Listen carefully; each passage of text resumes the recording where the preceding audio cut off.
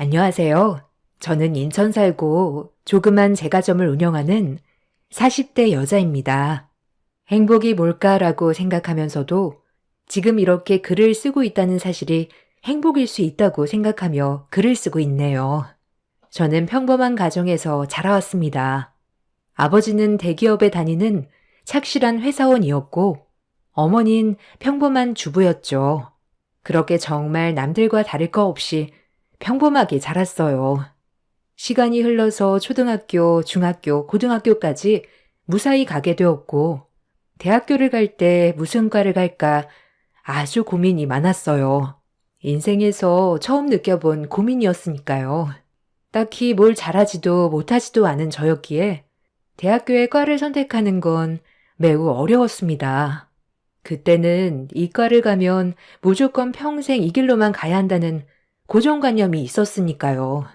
공부만 잘해서 좋은 학교에 합격만 하자라고 생각했었는데 막상 과를 선택하려니 너무 큰 고민이었죠.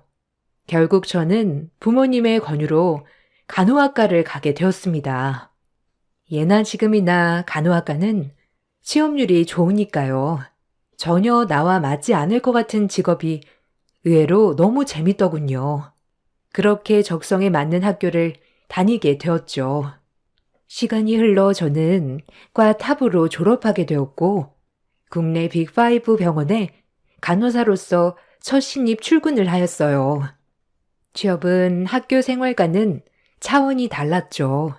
학교에서는 교수님과 공부만 열심히 잘해내면 됐던 반면 지금은 선배들 눈치도 봐야 하고 잘해도 혼나고 못하면 더 혼나는 일상이었죠. 그렇게 지친 일상을 보냈습니다. 그때는 과연 이 길이 나의 길이 맞나 싶을 정도였죠. 하지만 일하면서 저에게 한 줌의 빗줄기 같은 것이 생겼습니다. 그건 바로 직장에서 만난 인턴 의사와 사랑에 빠진 것이었어요. 전 간호사가 처음, 남자친구는 의사가 처음, 우당탕탕 신입생활을 서로에게 힘이 되어주며 버텨냈습니다. 그 덕분에 그나마 병원에 오는 것이 좋은 날도 많았으니까요. 아마 남자친구가 아니었으면 정말 퇴사를 했을 수도 있었고요. 그렇게 저희는 일을 하면서 사랑을 키워 나갔네요. 가지 않을 것 같은 시간이 가고 저도 어엿한 중간연차 간호사가 되었고 남자친구는 인턴과 레지던트를 거쳐 전문의가 되었어요. 그리고 선배가 개원한 병원에 페이닥터로 취직을 하게 되었죠. 더 이상 같은 곳에 근무하지는 않았지만 그래도 서로에게 힘이 돼주는 존재 또한 여전했네요. 20대 후반이 되자 제 친구들은 슬슬 결혼을 하기 시작했어요. 친구들을 만나면 죄다 결혼 얘기뿐이었고 저한테도 역시나 돌아오는 질문은 결혼 언제 하냐는 내용이었네요. 준이야, 너 결혼 안 해? 남자친구랑 만난 지 오래되지 않았어? 너 대학 졸업하고 얼마 뒤부터 바로 만난 거니까. 아, 아직은 결혼 생각은 없어. 뭐 요즘엔 늦게 가는 추세이기도 하고. 정말 결혼 축하해. 우리 친구들 중에 네가 제일 먼저 가는 거지? 그치. 너도 얼른 가. 30 넘으면 눈만 높아진다. 지금 네 남자친구 능력 있을 때 얼른 잡아. 부모님도 은근 바라실걸? 에이, 우리 부모님은 안 그러셔. 결혼이 무슨 하고 싶다고 밀어붙여야 하는 것도 아니고. 천천히 생각해 봐야지. 안 그래, 오히려. 너 진짜 빨리 잡아야 한다. 네 남자친구 훈남이지, 의사지. 게다가 친절하지. 결혼하면 얼마나 잘해줄 거야? 무조건 결혼 밀어붙여. 혹시 남자친구가 결혼 미루는 거야? 그건 아니지? 너보다 연상이니까 아무래도 진짜 결혼할 여자를 찾는 걸 수도 있어. 너랑은 연애만 하고. 그러니까 그런 생각 들기 전에 얼른 잡아버려. 알겠지? 준이가 주는 청첩장 받고 싶다. 아, 그래 뭐. 결혼을 한다면 지금 남자친구랑은 생각하고 싶긴 한데 아직은 좀 이른 것 같아서 좋은 소식 있으면 들려줄게. 주변에서 오히려 제 결혼에 대해 왈가왈부하기 시작했네요. 아무래도 저에게 빨리 남자친구를 잡아야 한다는 둥, 얼른 결혼을 해야 한다는 둥 보채기 시작했어요. 전 이런 것들이 점점 스트레스가 되기 시작하였고요. 이 시기에 저는 뭐가 그렇게 마음이 급했는지, 남들 다 하는 결혼이라 그랬는지 결혼에 점점 목을 매게 되었어요. 지금 생각하면 참 한심하죠. 그렇게 친구들을 만나고 올 때면 저는 한껏 스트레스를 받아 남자친구에게 표출하기도 하였죠. 그런 남자친구는 그래도 저를 감싸 안아 주었습니다. 그렇게 저희는 남들의 시선에 구애받지 않고 꿋꿋하게 연애를 이어나가기 시작했어요. 조금 더 시간이 흘러 본격적으로 남자친구 입에서도 결혼 얘기가 나왔죠. 기뻤습니다. 그래도 결혼 얘기를 먼저 저에게 해주니 고마웠기도 하고요. 내심 한편으론 친구들 말처럼 남자친구가 정말 결혼을 다른 사람과 하고 싶어 할 수도 있겠다고 생각이 들기도 했었거든요. 그런 불안감을 떨쳐주고 결혼 준비를 진행해 나갔죠. 저희 부모님은 남자친구를 너무 좋아하셨어요. 직업도 마음에 들어 하셨고 훈훈하고 누구에게나 다정한 사람이었거든요. 뿌듯했습니다. 제 선택이 옳은 것 같았거든요. 어머, 반가워요. 우리 딸한테 얘기는 많이 들었는데 이렇게 보니까 너무 좋네요. 그럼 언제쯤 결혼 생각하고 있어요? 아, 이번 연도 안에 늦지 않게 결혼 준비해 보려고 해요. 저도 내년이면 34살이고 그 전에 하고 싶어서요. 부모님도 준이 많이 보고 싶어 하시고. 아이고, 시원시원하구만. 그럼 날짜는 준이랑 상의해서 정하면 되고 앞으로 자주 놀러 오게나. 딸이 하나라 아들 생긴 것 같아 기분이 너무 좋네. 하나뿐인 딸 듬직한 사이 만나 결혼한다고 하는 것도 너무 좋고. 여보, 그 술 좀 내와. 오늘 잔치 한번 하자. 아유, 좋게 봐주셔서 너무 감사합니다. 저도 준이한테만 들었는데 아버님 어머님도 성격 너무 좋으세요. 제가 더 감사하죠. 그렇게 저희 집은 남자친구를 좋게 본 덕분에 일사천리로 일이 진행되어 갔습니다.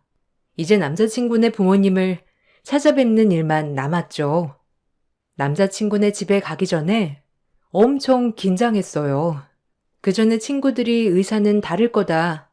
아마 그 집에서도 스펙 좋은 여자를 원할 거다 등등 말이 많았기 때문에 더 긴장했을지도 모르죠. 그렇게 남자친구 집에 방문했을 때 정말 생각보다 다른 분위기에 놀랐습니다. 어머, 반가워요. 내가 얼마나 기다렸는지 몰라. 우리 서준이 일만 할 줄 알지? 뭐 도통 얘기를 해야 말이지. 아, 네, 안녕하세요. 처음 뵙겠습니다. 서준 씨한테 말씀 많이 들었어요. 서준 씨 말대로 인상이 너무 좋으세요. 아휴, 애 아빠 일찍 죽고 내가 서준이 키우는데 진짜 많이 고생했거든. 그래도 이렇게 잘 커줘서 결혼까지 한다고 하니까 애 아빠 볼 면목이 생기네. 고마워요. 우리 서준이랑 결혼해준다고 해서 내가 아가씨한테 바라는 건 딱 하나밖에 없어요. 우리 서준이가 독자거든. 꼭 아들 하나만 낳아줘요. 이거 말고는 전혀 바라는 게 없어. 아휴, 내가 너무 앞서갔나? 에이, 엄마. 무슨 말을 그렇게 해요. 준이한테 너무 부담이지. 아직 결혼 준비도 하기 전에 도망가겠다. 네? 아, 저도 아기를 참 좋아해서요. 뭐 여건만 된다면 많이 낳고 싶어요. 걱정 놓으세요, 어머님. 생각보다 어머님은 온화하셨고 일찍 아버지가 돌아가신 남자친구를 이렇게 혼자 키워내신 걸 보니 더욱더 존경스러웠네요. 결혼도 하기 전에 아이 얘기를 한 것이 조금 부담스러웠지만 저도 아이들을 많이 좋아하는 편이었기에 문제되진 않았고요. 그렇게 저희는 결혼 준비를 해 나갔습니다. 결혼 준비를 하면서 너무나 행복했어요. 친구들은 겉으론 표현하지 않았지만 저를 제일 부러워하는 것 같았고요. 의사 사모가 된다고 하니 더욱더 그런 느낌이었죠. 아마도 설마 제가 정말 남자친구와 결혼을 할까 하는 생각들을 많이 가졌었거든요. 그런 부분에 있어서 조금은 어깨가 으쓱하기도 했어요. 남자친구 어머님은 저에게 보석들과 결혼 선물을 많이 해주셨습니다. 한편으로 너무 부담스럽기도 하였지만 하나밖에 없는 아들이 결혼한다고 하니 뭐든 다 해주고 싶다고 하셨죠. 이렇게 좋은 남편과 어머님을 만날 수 있다는 것이 너무 좋았어요. 그리고 정말 행복한 날만 있을 줄 알았네요. 뭐든 다 해주고 싶어. 우리 준이한테. 이젠 이 집을 이끌어갈 내 며느리 아니냐. 떡두꺼비 같은 아들도 낳아줄 테고. 아, 어머님 감사합니다. 전 뭘 해드려야 할지. 혹시 어머님 갖고 싶은 가방 있으세요? 저랑 주말에 백화점 가실래요? 아니 됐어. 나 가방 많다. 나중에 우리 집 오면 내가 안 쓰는 가방들도 몇 개 챙겨주마. 요즘 애들이 아주 좋아하는 브랜드야. 아버님이 일찍 돌아가셨지만 워낙 재산이 많은 집안이었기 때문에 어머님은 남자친구를 키우면서도 부족함이 없었다고 말했죠. 그리고 저에게도 또 한 번 당부를 하신 것은 꼭 아들을 낳아달라고 한 것이었어요. 이 마음의 부담 말고는 다 좋았죠. 그렇게 저의 결혼은 꽃길이 펼쳐질 것만 같았네요. 아니, 그렇게 생각했었죠. 결혼식이 시작되었고 행복한 결혼식을 올렸어요. 그리고 저의 헬게이트의 문이 열렸습니다. 결혼을 하고 시어머니는 무조건적으로 아기를 원하셨기 때문에 휴직을 권하셨죠. 예, 병원에서 3교대 하는 거 힘들지 않니? 아무래도 신체적으로 밸런스가 깨지면 아기 갖는 것도 힘들어질 텐데. 에이, 안 그래요. 저희 병원 간호사들 임신하고도 다니는 친구들도 많고 지금 하고 있는 부서가 그렇게 힘든 부서가 아니라서 어머님 걱정하실 필요 없으세요. 제가 꼭 어머님 좋아하는 손주 안겨드릴게요. 그러니까 걱정 붙들어 매세요. 아이, 그렇다면야 다행인데. 난 아무래도 일하면서 아이 갖는 게 좀 걸린다. 그것도 3교대를 하니까 말이야. 어머님이 걱정하셨지만 남편도 저도 휴직을 원하지 않았기에 저는 계속 일을 다니기로 결정하였습니다. 일은 힘들었지만 바로 전업주부로 살고 싶진 않았거든요. 결혼 후 일을 그만둔다고 생각해 본 적도 없었고 그래서 일과 살림을 병행해 나갔죠.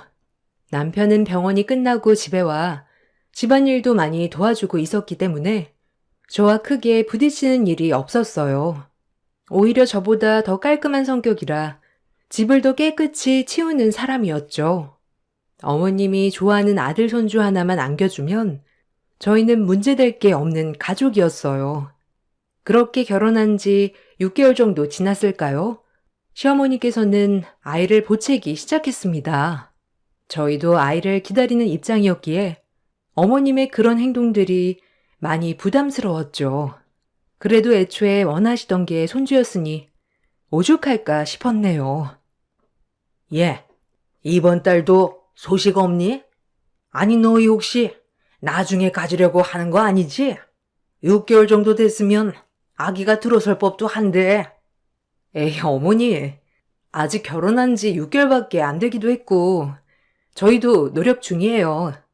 뭐 생기겠죠. 조금만 더 기다려주세요.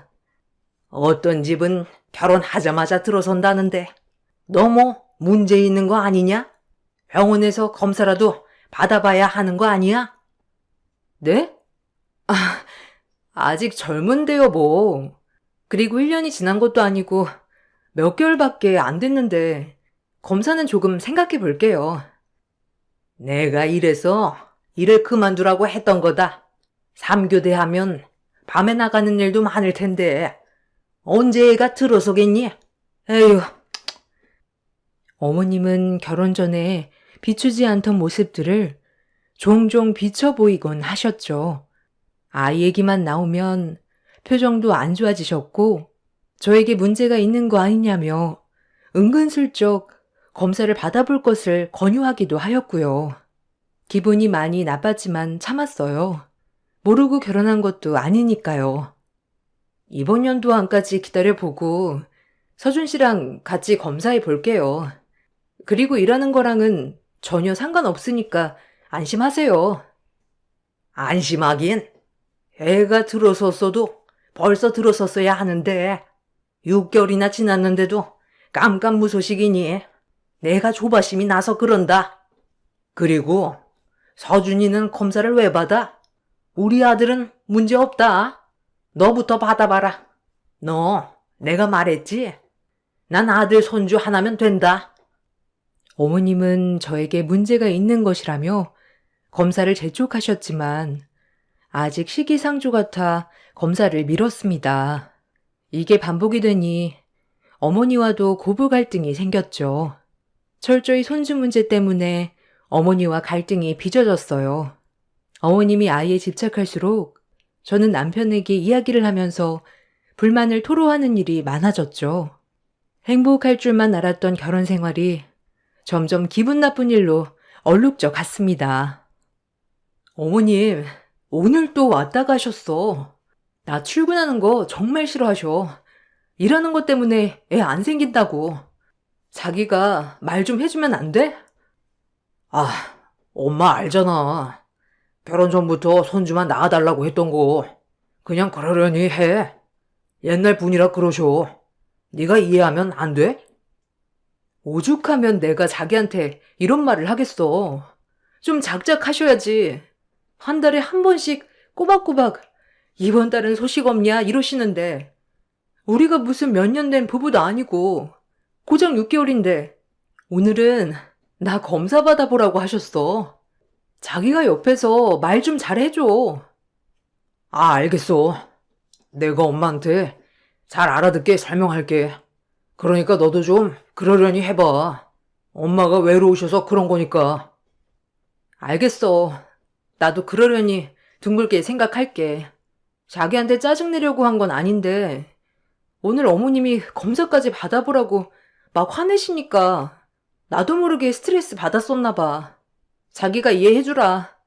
요즘 일도 그렇고 몸도 지치고 심적으로도 그러네. 알겠다며 저를 토닥여주는 남편을 보고 괜히 화를 냈나 싶어 미안한 마음이 들었어요. 그리고 어머님의 손주 집착은 아들이랑 단둘이 외롭게 살아서 그런 거라며 이해해보려고 했고요. 만약 이번 연도 안에 정말 임신이 되지 않는다면 남편과 난임병원을 꼭 가봐야겠다고 생각했습니다. 그렇게 시간이 흘렀고 결혼한 지 1년이 되었죠. 역시 저희에겐 임신 소식이 들리지 않았네요. 너 조금만 기다려달란 게 벌써 1년이다. 이래도 내가 널 보채는 거냐? 애초에 진작 검사 받아봤으면 얼마나 좋아? 죄송해요, 어머니. 내일 병원 예약이라 가볼 거예요. 저랑 서준 씨 젊으니까 금방 생길 거예요. 좀 기다려주세요, 어머니. 너 일이 문제라니까. 내가 그렇게 3교대 하지 말라고 했는데 고집을 부려서 너 아주 사람 화나게 하는 것도 가지가지다. 일이랑은 상관없어요, 어머니. 저희 병원 직원들, 임신한 직원들도 많고요. 그러니까 임신이랑 일은 엮지 말아주세요. 아니, 밤에 집구석에 들어와야 애가 생기지. 밤에 기어나가는데 애가 생기겠냐? 아유, 속 터져. 미련해서 예원. 너 결혼 전엔 안 그러더니 왜 이렇게 미련퉁이가 됐냐? 내 말 못 알아듣냐? 내가 너한테 많은 거 원한 것도 아니고 고작 임신인데 남들 다 아는 임신 하나 못해서 내 입에서 큰 소리를 나게 만들어? 아유, 열불나 진짜. 내 친구들은 벌써 할미 소리 들어가면서 어찌나 자랑을 하는지. 1년이 돼도 임신이 되지 않자 어머님은 더 큰 소리를 내며 저를 다그쳤어요. 저 역시도 이젠 진짜 병원에 가봐야겠다고 생각했고요. 다음 날이 되어 전 난임병원에 갔습니다. 남편도 무조건 같이 가려고 했지만 스케줄상 저 혼자 가게 되었어요. 약간 남편이 꺼려하기도 했고요. 저부터 먼저 검사를 받아보자는 생각으로 이것저것 검사를 받았죠. 나팔관 조영술부터 시작해서 난소 나이 검사까지 모든 검사를 마친 후 결과는 놀랍게도 정상이었습니다. 기능들도 다 좋다고 했고요. 그래서 의아했네요. 임신이 왜 안 되는 건지. 아무래도 남편분도 오셔서 정액 검사를 해보셔야 더 정확하실 것 같은데요. 두 분 다 문제가 없는 경우에는 원인불명 난임이 되기도 하고요. 남편분의 정자에 문제가 있는 걸 수도 있고요. 요새는 남자 문제로 난임인 경우도 굉장히 많아서요. 아, 그럼 저는 문제 없는 걸까요? 자궁이라든지 난소 나이라든지 그래도 저도 30대라 걱정이 됐거든요. 비타민 D 수치가 좀 떨어져 있는 거 말고는 문제 없으세요. 난소 기능도 괜찮으시고요. 이런 경우엔 남편분 검사에 따라서 자연 임신을 더 시도해 볼지 아니면 인공수정이나 시험관을 할지 결정이 될 것 같네요. 빠른 시일 내에 남편 정액검사 예약하세요. 순간 망치로 머리를 맞은 듯 했습니다. 제가 아닌 남편 쪽에 문제가 있을 수도 있다니요. 이 얘기를 어떻게 남편에게 꺼내야 할까 싶어 머릿속으론 고민을 거듭했죠. 그래도 아이를 낳아야 하니 말을 할 수밖에 없었어요. 그래서 결국 남편에게 얘기를 꺼냈죠. 저기, 나 오늘 병원 다녀왔는데 지난번에 검사한 거 있잖아.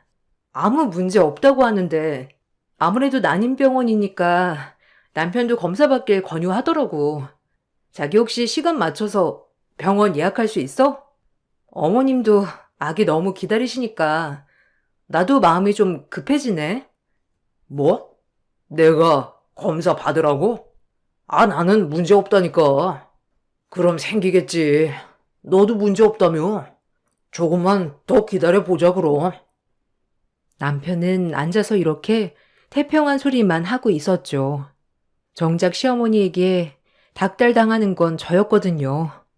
저는 가만히 있을 수 없어 남편을 몇 날 며칠 설득하여 결국 검사를 받게 했습니다.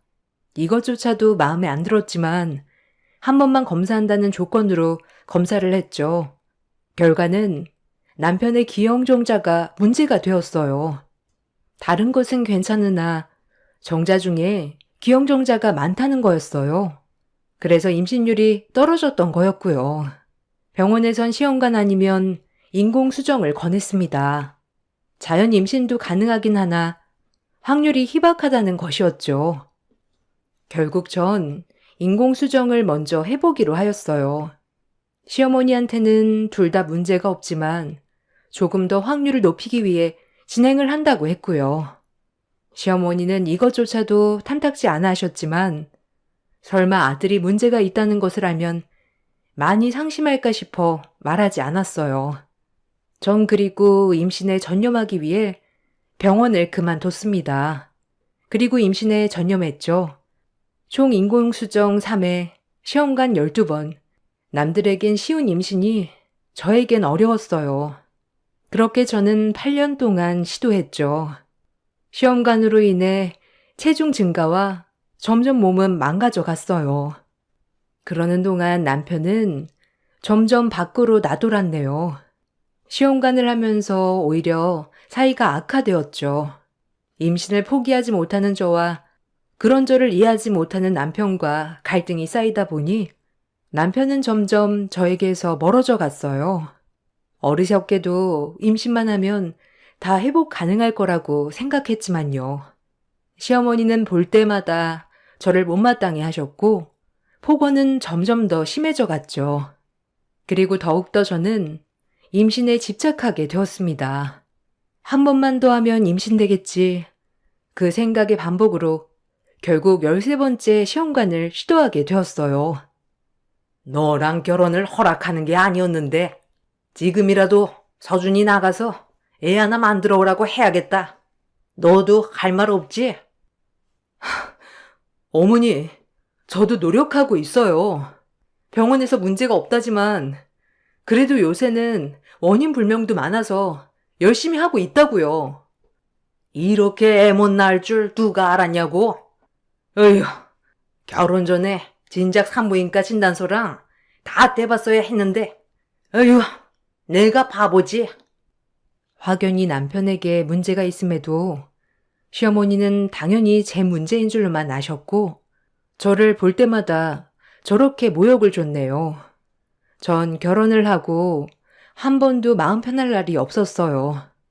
그리고 정말 선물처럼 13번째 만에 임신이 되었습니다. 너무 기뻤어요. 고생 끝이다 라고 생각하며 행복한 생각만 했었죠. 제가 임신을 하니 어머님도 많이 기뻐하셨고요. 밖으로만 나돌던 남편도 제가 임신했다는 소리에 기분이 좋은지 그날은 꽃도 사다 주더라고요. 시험관을 시작하고 처음으로 다시 옛날의 남편으로 돌아온 것 같아 기뻤어요. 하지만 이 기쁨도 오래 가진 못했습니다. 임신 중 행복하기만 해도 모자란데 남편에게 여자가 생겼다고 알아버렸죠. 남편이 밖으로 놔두는 건 알았지만 그래도 여자를 만나거나 하는 줄은 상상도 못했네요. 결벽증이 있는 남편이었기에 여자 문제가 있을 줄은 상상도 못했습니다. 그때부터 남편의 휴대폰을 염탐하기 시작했어요. 남편의 바람녀는 같은 병원 간호사더라고요. 어이가 없었습니다. 하지만 힘들게 얻은 내 예쁜 아기, 아빠 없는 자식을 만들고 싶지 않았기에 꾹꾹 참았어요. 얼마나 눈물을 흘렸는지 그때만 생각하면 답답하네요. 그리고 그렇게 모른 척하던 나날 중 드디어 뱃속의 아이의 성별을 알게 되는 날이 되었죠. 시어머니는 성별을 알기 전부터 아들 같다며 아들일 거라고 확신하셨어요. 아닐 수도 있다는 생각에 어머님을 진정시켰지만 소용없었죠. 또다시 그 부분이 부담으로 다가왔어요. 그리고 기다리던 성별 아는 날, 저희 아기는 바로 딸이었습니다. 저한테는 눈에 넣어도 아프지 않은 딸이었지만 시어머니는 결과를 듣자마자 대답이 없으셨어요. 가뜩이나 힘들게 얻은 귀한 손주, 본인이 원하지 않은 딸이라 더욱더 배척하셨죠. 너무 속상했습니다. 어느 하나 기댈 곳이 없었어요. 남편이나 시어머니나. 아 참나. 8년 만에 겨우 가진 애가 딸애라고? 내가 뭐 많은 거 바란 것도 아니고 너한테 다른 집처럼 의사 남편 얻었으니 병원 차려줄 돈을 해달라는 것도 아니고 내가 고작 원했던 건 그 손자 하나였는데 그거 하나도 못한다니 나 혼참 기가 막혀. 어머니, 뱃속에 아기가 들어요. 그렇게 막말하지 말아주세요. 그리고 저 혼자 만든 아이도 아니고 서준 씨 아이인데 그렇게 말씀하시면 좋으세요? 어머니, 저한테 그렇게 떳떳할 이유 없으세요. 지금 서준 씨가 밖에서 뭐하고 돌아다니는지나 아세요? 뭐? 너 지금 나한테 큰 소리 내는 거냐? 서준이가 밖에서 뭐라고 다니든 그게 너랑 무슨 상관이냐? 가장이 바깥 일하는데. 어머니, 어떻게 그렇게 말씀하실 수 있으세요? 저 서준 씨 아내예요. 제가 이렇게 말도 못한답니까? 아내가 아내 같아야지. 옆에서 아들도 못 낳아주는데 서준이가 그럼 밖으로 돌지 안 그러냐? 이럴 게 아니라 진지하게 밖에서 대를 이을 아들 하나 낳으라고 해야지. 이건 너도 할 말 없을 거다. 너한테 둘째 기대하기는 다 틀렸고 안 그러냐? 전 이 말을 듣고 뱃속의 아이와 저를 지키기 위해 이혼을 준비했습니다. 철저하게요. 진명이는 일단 제 앞으로 돌려놓았고 남편의 외도 증거도 하나하나 모으기 시작했죠. 처음엔 아빠 없이 어떻게 키우나 했지만 이런 아빠와 할머니 아래서 크는 것보단 부족하지만 엄마의 사랑을 듬뿍 받으며 행복하게 사는 게 나을 것 같았기 때문이에요. 그때부터 저는 시어머니와 남편의 외면에도 철저히 알랑거리며 제 남편 명의로 되어 있는 부동산도 제 앞으로 해놓았어요. 남편은 상간녀에게 얼마나 빠졌는지 제가 뭘 하고 다니는 것조차 관심도 없었네요. 그렇게 저는 외로이 뱃속에 아이를 품으며 홀로 싸움을 준비해 나갔습니다. 그리고 엄마의 불행한 태교에도 제 딸아이는 건강히 잘 자라주어 무사히 출산할 수 있게 되었어요. 출산 후 조리원을 들어가는 순간에도 시어머니와 남편은 오지 않았습니다. 첫 임신 때 꽃다발 한 번 준 뒤로 어머니께 무슨 소리를 들었는지 저에겐 관심조차 없었네요. 혼자서 이혼을 준비하고 있어서 그런지 슬프지도 않았고요. 그렇게 조리원을 퇴소하고 저희 집에서 저는 몸조리를 하고 있었죠. 역시나 혼자서 아이를 돌보며 몸조리 중이었어요. 그런데 현관 비밀번호 소리가 눌리며 불청객들이 찾아왔어요. 시어머니와 상간녀였습니다. 황당해서 어이없어 하고 있는데 더 놀랄 것은 그 상간녀는 저의 간호사 시절 후배였어요. 저희 결혼식도 방문한 친구였고요. 남편이 근무하는 병원으로 이직한 뒤 어떻게 구워 삶았는지 둘이 눈이 맞은 거였고요. 시어머니는 냉동실에서 얼음을 꺼내 얼음물을 벌컥벌컥 들이키시더니 먹고 있던 얼음물을 저에게 끼얹으며 독한 말로 저에게 모질게 내뱉었네요. 황당 그 자체였습니다. 아들도 못 낳는 년? 안방 주인 왔으니 당장 내주거라. 빈몸으로 결혼했으니 가지고 갈 건 없겠지? 우리 서준이도 새 출발해야지. 시어머니의 말이 끝나기가 무섭게 웃음이 터져 나왔습니다. 그동안 철저히 이혼 준비를 해왔거든요. 오히려 반가운 소리였네요. 만세 한번 외쳐도 될까요? 만세! 만세! 만세! 오늘은 나가드릴게요. 내일 다시 올게요. 이 집 제 명이거든요. 여기 있어도 어머님 나가실 것 같지도 않고 제가 오늘은 친정으로 갈게요. 그리고 소송 시작할 거예요. 그이한테도 전해주세요. 아참, 우리 남편이 널 만날 줄은 몰랐네. 너 내 남편 고자인 것도 아니?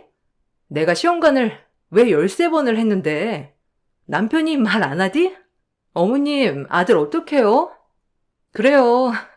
어디 이 상간녀한테 아들 손주 보시고 잘 살아보세요. 오히려 감사하네요. 그리고 당할 수만은 없죠. 전 양동이에 물 한 바가지를 푸고 시어머니와 상간녀한테 뿌렸습니다. 저만 물을 맞을 수 없으니까요. 시어머니와 상간녀는 소리를 질러댔죠. 어디다 물을 뿌려? 창피할 줄 모르고 뻔뻔한 노인네 같으니라고. 대우해줄 때 작작해, 알겠어? 그리고 너 고자랑 잘 살아봐라. 하고 저희 딸을 데리고 뛰쳐나왔습니다. 바로 변호사 사무실로 향했죠. 그리고 다음날 소장을 보냈어요. 이혼 소장. 물론 후배 상간녀한테도요. 그리고 전 어느 정도의 재산을 제 명의로 해놓았기에 남편과 시어머니는 길길이 날뛰기 시작했죠. 아주 고소했습니다. 네가 재산을 빼돌려?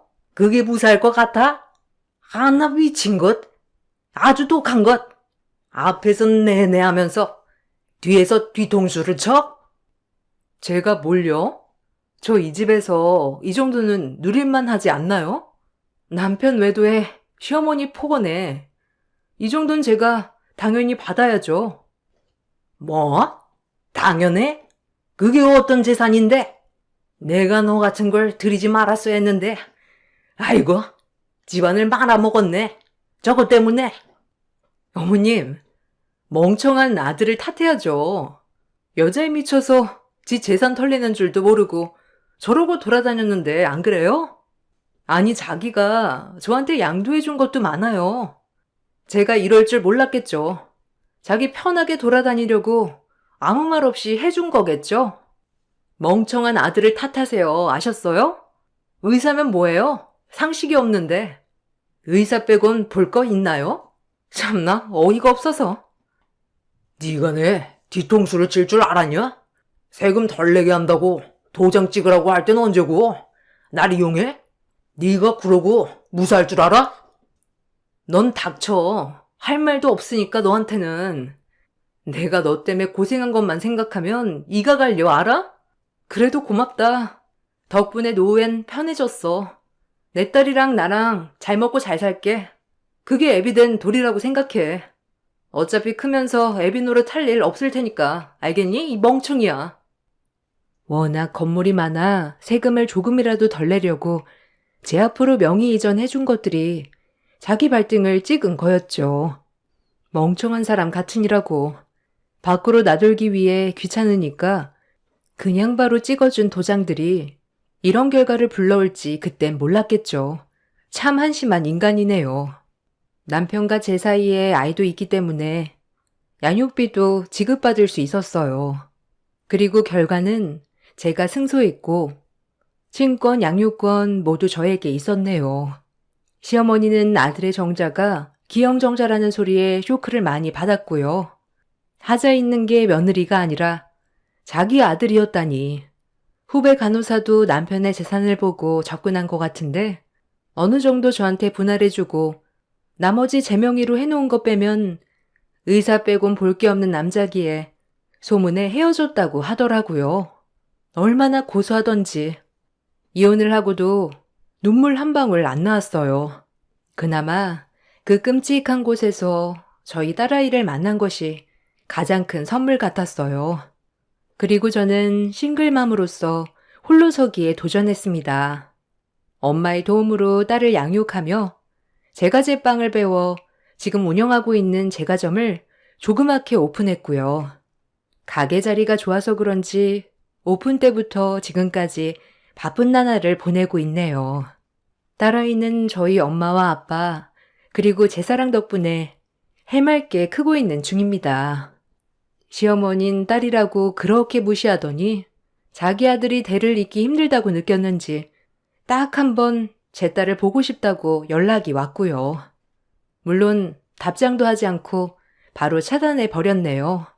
이제 그 집구석이라면 끔찍하거든요. 제 인생에 있어 정말 후회스러운 결혼이지만 정말 인생 공부를 톡톡히 할 수 있었어요. 살면서 후회를 절대 안 할 순 없겠지만 후회를 만회하는 법도 배웠고요. 그리고 이젠 제 딸아이의 엄마로서 부끄럽지 않은 삶을 살려고 노력하고 있습니다. 글을 쓰다 보니 참 수고했다 나 자신이라고 생각이 드네요. 앞으로도 더 열심히 살아가야겠다 느끼는 중입니다. 이 글을 읽으시는 분들, 제 글 읽어주셔서 너무 감사합니다. 안녕하세요. 저는 일산에 거주하고 있는 30대 여성입니다. 제 이야기는 그동안 남들에게는 하지 못했지만 이곳은 익명이기에 용기를 빌려 글을 써봅니다.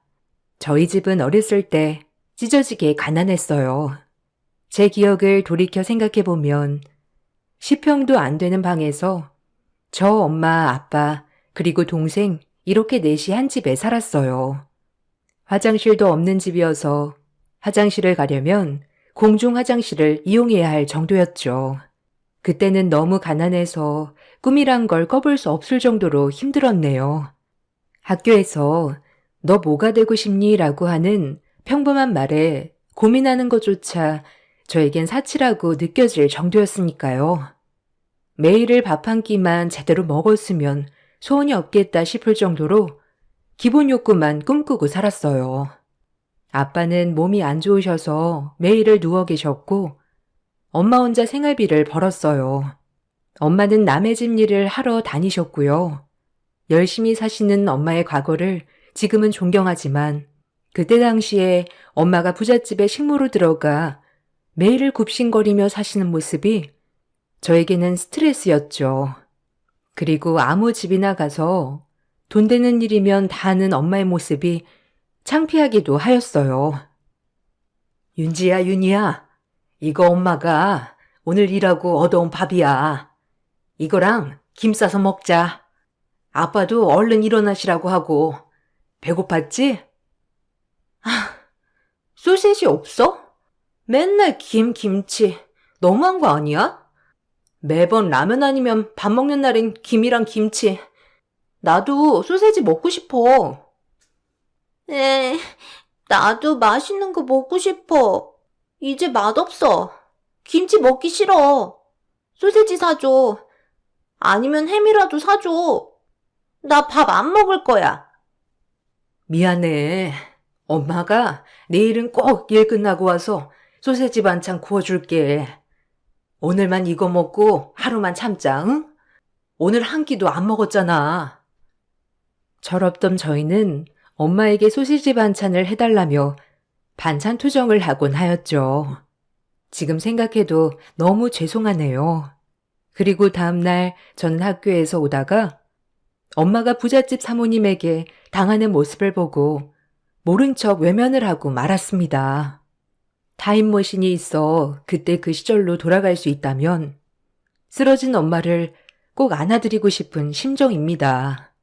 그때 당시는 얼마나 철이 없었는지 모르겠어요. 내가 구두 닦아 놓으라고 하지 않았어? 꼭 2번 말하게 해 정말? 사정사정해서 써줬더니만 잘리고 싶어? 똑바로 하란 말이야. 네, 죄송합니다, 사모님. 지금이라도 벗어주시면 닦을게요. 제가 오늘 이불 빨래하고 정신이 없어서 한 번만 봐주세요. 엄마는 그 시장 골봉에서 부잣집 아주머니에게 굽신거리며 한 번만 봐달라고 비셨죠. 그런 엄마를 보며 코웃음 치던 부잣집 아주머니 모습을 잊을 수가 없네요. 얼마나 사악하던지. 하지만 전 그런 모습을 보고 바로 뒤돌아 도망칠 수밖에 없었어요. 그렇게 그날 퇴근하고 소시지를 양손 가득 싸온 엄마. 그 소시지를 먹으며 얼마나 눈물이 나던지 그때 이를 꽉 깨물었습니다. 우와, 엄마, 소시지 오늘 사온 거야? 야, 신난다. 너무 맛있어. 소시지 맨날 먹고 싶어, 오늘처럼. 내일도 사올 수 있어? 야, 오늘 먹었으면 됐지. 무슨 또 내일까지 소시지야? 내일은 있는 거랑 그냥 먹어. 알겠어? 엄마도 얼른 와서 드세요. 이 소시지가 어떤 소시지인지 다 알기 때문에 마냥 때를 쓸 수는 없었습니다. 엄마가 어떻게 일하는지 다 봤기 때문에 꼭 성공하리라고 이대로 살지 않을 거라고 그리고 찬물에 밥 말아 먹는 엄마 꼭 호강시켜 드리겠다고요. 그렇게 몇 년이 흘렀을까요? 저희에게 있을 수 없는 일이 일어났죠. 그것은 예전에 잊고 있었던 아빠가 물려받았던 선산 쪽이 개발이 되면서 몇백억에 팔린 것입니다. 저희는 그야말로 갑자기 돈방석에 앉게 된 것이죠. 살림살이는 정말 뒤바뀌었습니다. 엄마는 더 이상 남의 집 일을 나가지 않게 되었고 저와 동생은 하고 싶은 공부, 배우고 싶었던 것들 모두를 다 할 수 있을 정도로 말이죠. 엄마는 부자가 되었어도 성실했던 마음, 착하고 여렸던 마음만은 그대로였습니다. 아빠도 이제는 편하게 병원을 다닐 수 있었고요. 그리고 전 제가 하고 싶은 공부를 마음껏 할 수 있게 되었죠. 저희에게 돈은 정말 저희의 인생을 송두리째 바꿔준 존재였습니다. 이제 너희 하고 싶은 것 마음껏 하고 살아. 엄마는 그거면 여한이 없어, 알겠지? 남한테 아쉬운 소리 하지 말고, 어? 엄마. 그동안 너무 고생했어. 그리고 미안해. 철없이 굴었던 거. 이제 엄마도 하고 싶은 거 즐기고 살아. 운동도 하고. 엄마는 하고 싶은 거 하나도 없어. 그저 너네가 날개를 펼치는 게 엄마의 바람이고 꿈이야. 그러니까 원하는 거 다 하고 살아. 여보, 고생했어. 이제 당신도 하고 싶은 거 다 누리면서 살아, 알겠지? 내가 가장 노릇도 못하고 얼마나 힘들었겠소? 고생했어. 아니에요, 여보. 그래도 고생 끝에 낙이 온다고 저에게 이런 일이 일어나다니 정말 믿기지가 않네요. 그렇게 저희 집 이사를 하는 날, 저희 네 식구는 부둥켜 안고 엉엉 울었어요. 그리고 가난했던 삶도 잊은 채 행복하게 살았네요. 엄마는 저희의 삶이 180도 바뀌었다고 하더라도 엄마의 검소함은 그대로였습니다. 저희에게 지원해 주시는 것은 그 모든 것을 지원해 주시려고 했지만 사치나 취미 생활도 가지지 않고 오히려 봉사하시는 삶을 사셨어요. 어려웠던 형편을 잊지 못하는 것인지 늘 어려운 사람을 먼저 도와주시려고 하고 형편상 공부를 하지 못하는 친구들을 후원해 주시기도 하였고요. 정말 존경스러웠어요.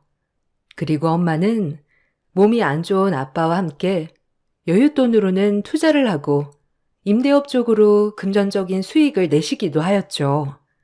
그리고 전 엄마의 지원 덕분에 원하는 대학교, 원하는 과에 입학할 수 있었어요. 꿈만 같은 나날이었습니다. 돈이 생기니 마음의 여유도 생기고 사람 보는 눈도 달라졌죠. 그렇게 저는 행복한 일상을 살아갔어요. 그리고 졸업에 맞춰 학교 선배에게 소개받은 남자친구와도 교제를 해 나갔죠. 남자친구는 미대를 전공하고 화가의 꿈을 가지고 있었고 저는 경영학과를 나와 원하던 회사에 취직을 하였어요. 최종 목표는 저의 회사를 설립하는 것이지만요. 그렇게 서로 다른 매력에 빠져 연애를 이어갔어요. 남자친구는 어려서부터 부유하게 자라 어려움 없이 자란 부잣집 도련님 그 정석이었죠. 해맑은 그의 모습이 참 좋았어요. 반대로 전 어렵게 자랐기 때문에 남자친구 말로는 저의 강인하고 모든 어려움을 다 해결할 것만 같은 모습에 반했다고 하더군요. 시간이 지나고 저희는 당연한 수순으로 결혼을 약속했습니다. 남자친구 부모님을 처음 뵌 날이 아직도 떠오르네요. 얘기 많이 들었어. 어머, 얼굴도 예뻐라. 지금 연구원이라고 했죠? 난 우리 아들 예체능 시켰지만 결혼할 사람은 반듯한 회사를 다니길 바랬거든. 그래서 우리 윤지 씨가 너무 꼭 마음에 들어. 그래, 부모님은 뭐 하시고? 얘기는 대충 들었는데. 아, 네, 안녕하세요. 처음 뵙겠습니다. 저도 현수 씨한테 말씀 많이 들었어요. 아버님, 어머님 두 분 다 임대업 하세요.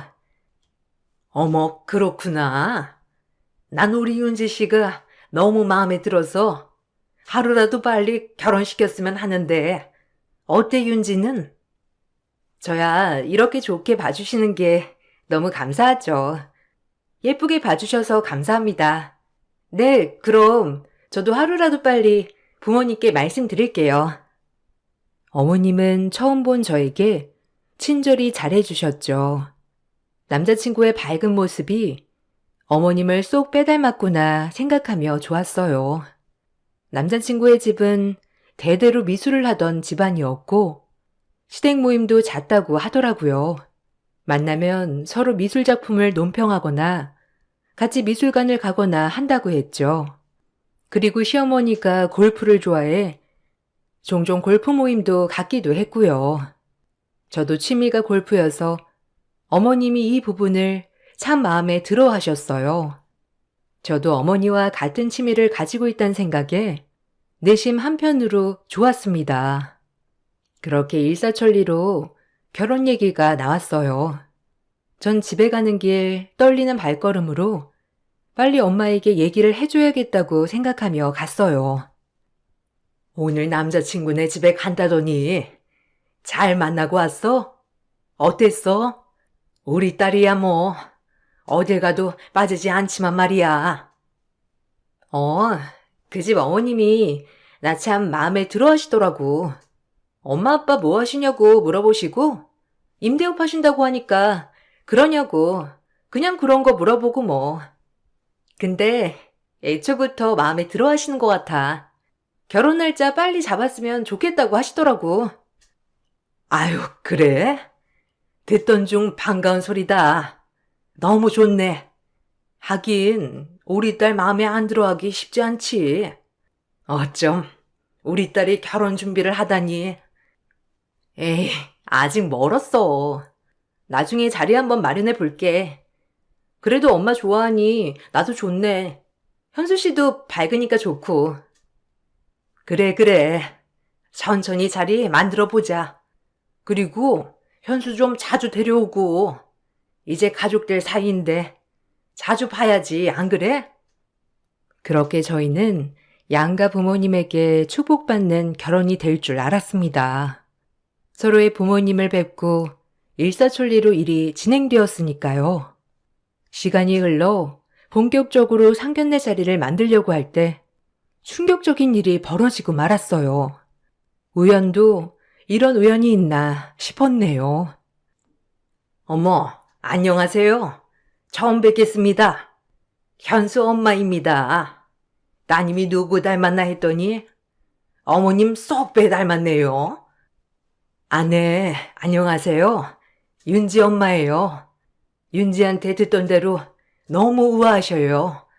아무쪼록 저희 딸 예쁘게 봐주셔서 감사합니다. 그렇게 처음 만난 부모님들은 첫눈에 서로 마음에 드신 것처럼 분위기가 좋았었죠. 하지만 금세 살얼음판이 되었어요. 아니, 근데 굉장히 낯이 익어요. 아닌가요? 이게 운명인가? 왜 이렇게 낯설지가 않지? 아닌가? 혹시 예전에 어디 사셨어요? 예전에는 저희 수원 쪽에 살았었어요. 그리고 애들 고등학교쯤에 일산 쪽으로 이사 왔는데 혹시 연고가 있으신가요? 어머, 저희도 수원 살았거든요. 아니, 어쩐지 낯이 너무 익더라고. 아니, 실례가 안 된다면 혹시 저 알지 않나요? 엄마는 더 이상 말을 할 수 없었고 시어머니는 엄마가 말이 없자 확신하시는 듯 말을 이어나가셨죠. 하필이면 이라고 생각했네요. 아니, 수은댁 아니에요? 아니, 진짜 이게 무슨 일이야? 그때 왜 갑자기 이사 가고 일도 그만두고. 맞죠, 수원댁? 네. 사모님, 잘 지내셨어요? 저도 그때 경황이 없어서 제대로 인사도 못 드리고 그렇게 그만두게 되었네요. 아니, 그럼 윤지 엄마가 수원댁이었어? 아니, 근데 무슨 로또라도 맞았나? 어떻게 이런 일이 있어? 어머님, 저희가 그때 가지고 있던 땅이 개발되면서 이사 오게 된 거예요. 그리고 수원댁이라고 하시니까 좀 불편하네요. 그래, 엄마. 장모님한테 무슨 실례야, 그게. 미안해, 윤지야. 죄송해요, 장모님. 그 얘기는 나중에 하고 결혼식 얘기할게요. 아니, 왜 그러니? 반가워서 그런 건데. 어머, 그랬구나. 아니, 난 그때 수원댁이 막 일하게 해달라고 했었잖아. 근데 갑자기 그만둔다길래 진짜 의아했거든. 내가 얼마나 잘해줬어, 안 그래? 그래도 우리가 인연인가 봐요. 애들도 나눠갖고. 아유, 어떻게 세상에 이럴 수가? 그러게요. 아무쪼록 저희 딸 잘 부탁드립니다. 전 그거밖에 바랄 게 없어요. 저희 딸은 배운 것도 많이 배웠고 저랑은 완전히 다르니까 그저 예쁘게 봐주시면 감사하겠습니다. 저도 현수 제 아들처럼 생각할게요. 현수 잘 키워주셔서 감사해요. 어머, 그럼 수원댁이 우리 집에서 얼마나 열심히 일했어, 안 그래? 윤진애가 잘해줄게, 걱정 마. 그나저나 우리 애들이랑 별개로 번호 좀 교환하자. 따로 만나고 그러자고. 내가 옛날 얘기할 사람이 자기밖에 더 있어? 번호 좀 알려줘봐. 시어머니는 상견례장에서 저희 엄마에게 지속적으로 반말을 하시며 예전 엄마의 모습을 끄집어내셨죠. 정말 불쾌했습니다. 저희 엄마는 저한테 혹여나 영향이 갈까 그냥 시어머니에게 내내하며 번호를 고스란히 주었죠. 정말 속이 부글부글 끓었습니다. 수원댁, 내가 연락할게. 따로 만나자고. 윤지랑 현수는 그럼 다음에 보고. 어머, 웬일이니, 진짜? 인연이다. 네, 그럼 들어가세요. 현수도 들어가고. 오늘 식사 너무 즐거웠습니다. 안녕히 가세요. 그럼 이만. 상견례는 끝이 났지만 정말 기분 나쁜 시간이었습니다. 내색하지 않는 엄마를 보고 있자니 속이 부글부글 끓고 답답했죠.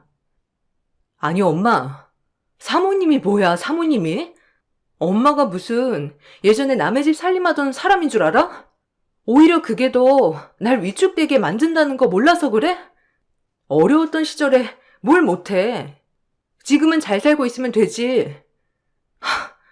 사모님이라니, 나 진짜 기분 나빴어. 아휴, 미안해 우리 딸. 엄마는 혹시라도 너 시어머니한테 애초부터 찍힐까봐 그랬지. 가뜩이나 내 딸이라고 너 만만하게 보는 것 같은데. 어휴, 하필이면 현수가 그대가 아들일 게 뭐냐? 엄마 때문에 너만 곤란하지? 미안해. 그러려고 그런 게 아닌데. 엄마가 뭐가 미안해. 난 엄마의 태도에 화가 났던 건데. 앞으로 현수 어머니한테 사모님이라고 하지 마. 사돈이라고 해. 알겠어? 그리고 어머님이 자꾸 엄마한테 수원댁이라고 하면 내가 가만 안 있을 거야. 알겠어? 그러니까 엄마도 위축되지 마. 절대. 엄마에게 질러놓고 나니 미안하기도 하면서 착잡했네요. 하필 이런 인연으로 만날 게 보람이라고 생각했죠. 그리고 남자친구에게 단단히 일러 두었습니다. 다신 시어머니가 우리 엄마 무시 못하게 단속 좀 해달라고 말이죠. 남자친구도 어찌나 미안해 하던지. 상견례 때 나 너무 기분 나빴어. 현수 씨도 보고 느꼈겠지만 어머니 어떻게 우리 엄마한테 수원댁 하면서 말을 놓으실 수가 있어? 미안해. 나도 그날 엄마한테 가서 뭐라고 했어. 아휴, 엄마는 너무 반가워서 그랬다는데 그래도 나도 민망하더라고. 어려울 때 무슨 일이든 못해. 남한테 피해 안 주고 우리 열심히 키운 엄마인데 어떻게 그렇게 하대하시지? 나 진짜 어머님 다시 봤어. 내가 다신 이런 일 없도록 할게. 진짜 미안. 어머님 마음 많이 상하셨으려나? 아, 진짜 미안하다. 내가 뭐라고 할 말이 없어. 엄마야 뭐 그냥 나한테 내색 안 하시지. 그래도 꼭 어머님 조심시켜줘. 자기한테 약속받아야겠어. 이 부분에 있어서. 그렇게 말도 많고 탈도 많았던 상견례로 인해 심적으로 불편한 부분이 많이 생겼던 날이었네요.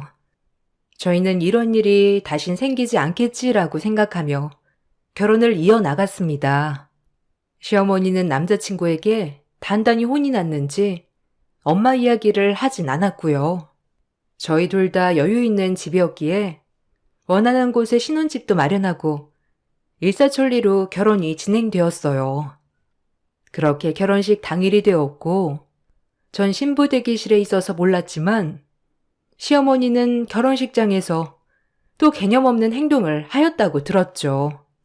동생이 얘기해준 바로는 시어머니의 개념 없는 행동에 제 남자친구와 시아버님마저 큰 소리를 쳤다고 하더라고요. 어머, 왔구나. 고마워. 바쁠 텐데 이렇게 직접 와주고. 아, 맞다. 저기 신부 쪽 엄마 혹시 기억나? 왜? 그 예전에 우리 집 식모살이하던 수원 때. 자긴 자주 와서 알잖아. 나 진짜 뒤집어질 뻔했다니까. 어떻게 이런 우연이 있어? 나 진짜 놀래가지고. 어머머머, 수원 때? 아니 그럼 사돈인 거야 둘이? 어머 웬일이니 진짜? 인연이다 정말 자기야. 아니 근데 신수가 환해졌네. 땅 보상 받았다나 봐. 졸부지 뭐. 그래도 며느라기는 아주 곱게 키웠더라고. 그러니까 내가 가만히 있는 거야. 대충 이런 대화들이 오고 갔다고 하더라고요. 동생도 그 자리에서 제 시어머니에게 큰 소리치고 싶었지만 저희 엄마가 참으라고 해서 간신히 참았다고 했죠. 너무 기분이 나빴습니다. 다행히 전 결혼식 끝나고 들었지만요. 아마 결혼식 전에 들었으면 이 결혼을 엎어야겠다고 생각했겠죠. 그렇게 결혼식장에서마저 하객들에게 우리 엄마를 모욕하신 것을 보니 가만히 있으면 안 되겠다 생각했어요. 아니, 언니네 시어머니 제정신 아닌 거 아니야? 나 진짜 그날 가만히 있으려다가 엄마가 하도 참으래서 참았어. 알아? 너 말 사실이야? 엄마 얼마나 상처받았을까. 진짜 미치겠네. 내가 단단히 일러둘게. 너도 그만해. 나도 심란하니까. 아니, 지네는 뭐가 그렇게 잘났대? 우리 집보다 낫대? 예전 과거 가지고 계속 들추는 거 보니까 지금 영 형편없는 거 아니야? 그만해. 내가 단둘이 칠게. 지친다 나도 진짜. 넌 엄마나 신경 써줘. 마음에 상처 안 받으시게.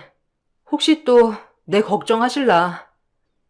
결혼식이 끝나고도 이 부분에 있어서 확실히 넘어가야 할 것 같아 대놓고 시어머니께 말했어요. 다신 그러지 마시라고. 어머님, 다 들었어요. 엄마는 내색하지 않으시는데 동생이 옆에서 너무 기분 나빴다고 하더라고요. 근데 자꾸 하객들한테 저희 엄마 수원댁이라느니 하면서 하는 거 자체가 무시하는 거 아닌가요? 상견례장에서도 느꼈는데 좀 아닌 것 같아서요. 어머, 누가 그래? 네 동생이? 예, 오해다. 난 그냥 수원댁 아는 사람이 방문했길래 인사하라고 한 건데.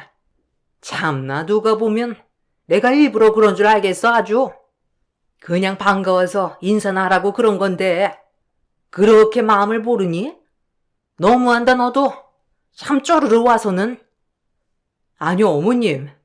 아무렇지도 않게 내뱉은 한마디가 저희 엄마는 상처가 되실 수 있잖아요. 그냥 조금만 배려해달라고 하는 거예요. 그래, 윤지 말이 맞아. 엄마 좀 선 넘을 때가 많잖아. 그날도 아빠가 화도 냈고 그만하라고. 그냥 어머님한테 예의 있게만 해줘. 아이고 억울해 진짜.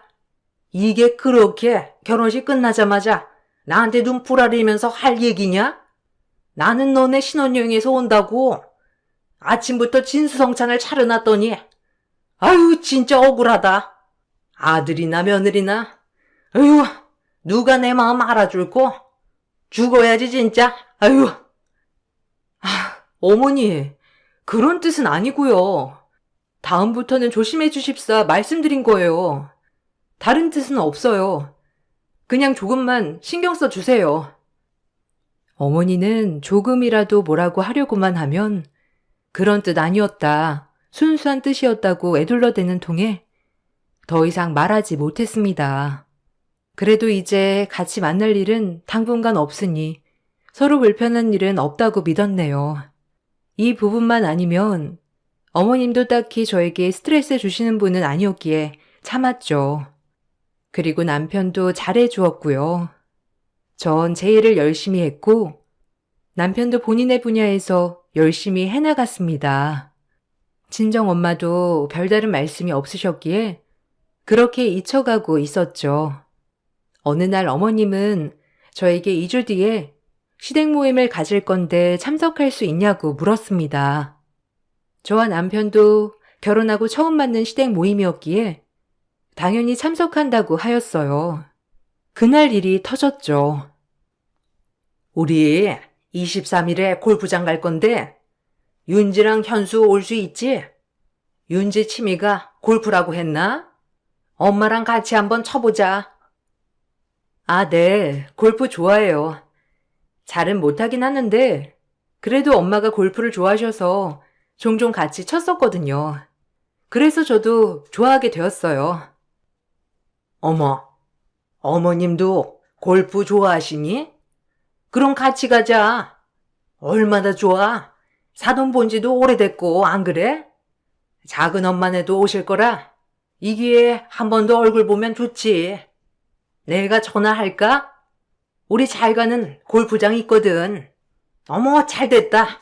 너무 좋네. 순간 괜히 말했다 했어요. 괜히 엄마 얘기를 꺼내서 또 엄마 불편하게 시어머니를 마주해야 한다고 생각하니 마음이 찝찝했죠. 아, 엄마는 이제 많이 치시진 않아서 아마 오셔도 잘 못하실 수도 있어요. 그냥 저희끼리 가요, 어머니. 어머, 원래 자주 봐야 친해지는 법이야. 내가 전화할게. 오랜만에 사돈 얼굴도 보고 얼마나 좋아? 너네가 그날 필드 나가로 사줄까? 아, 아니요. 많아요. 괜찮습니다. 그럼 2주 뒤에 현수 씨랑 같이 필드에서 뵐게요.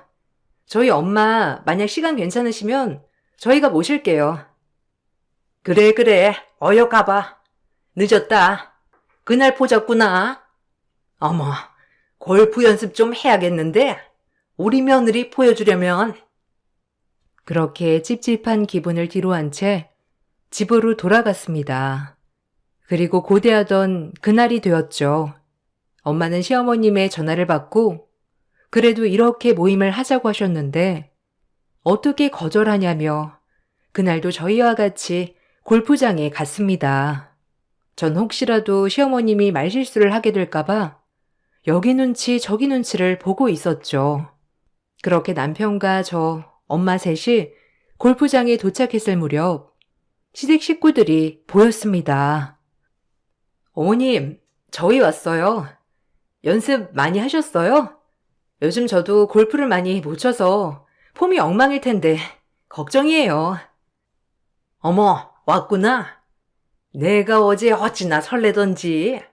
며느리랑 골프라니 너무 좋지 않니? 사돈 오셨어요? 기대되네요, 사돈 실력. 그렇게 저희는 골프를 치기 시작했어요. 저희 엄마와 저는 골프를 자주 쳤었기 때문에 오랜만에 치는 거였어도 꽤 실력이 있었죠. 어머님은 본인보다 저희 엄마가 골프를 잘 치는 모습을 보더니 심술이 나셨는지 얄미운 말에 시동을 걸기 시작했어요. 아니, 윤지 친지 오래됐다더니 프로 같다, 야. 현수랑도 자주 치러 다니는 거야? 아유, 오늘따라 공이 안 맞네, 진짜. 에이, 아니에요. 저희가 오늘 컨디션이 좋은 것 같아요. 어머님이랑 작은 어머님도 잘 치시는데요? 그리고 잠깐 쉬는 타임 때 밥을 먹으러 내려갔어요. 밥을 먹을 때도 저희 엄마는 여전히 불편해 보이셨지만 최대한 티를 안 내셨어요. 아니, 장모님, 진짜 골프 얼마나 치신 거예요?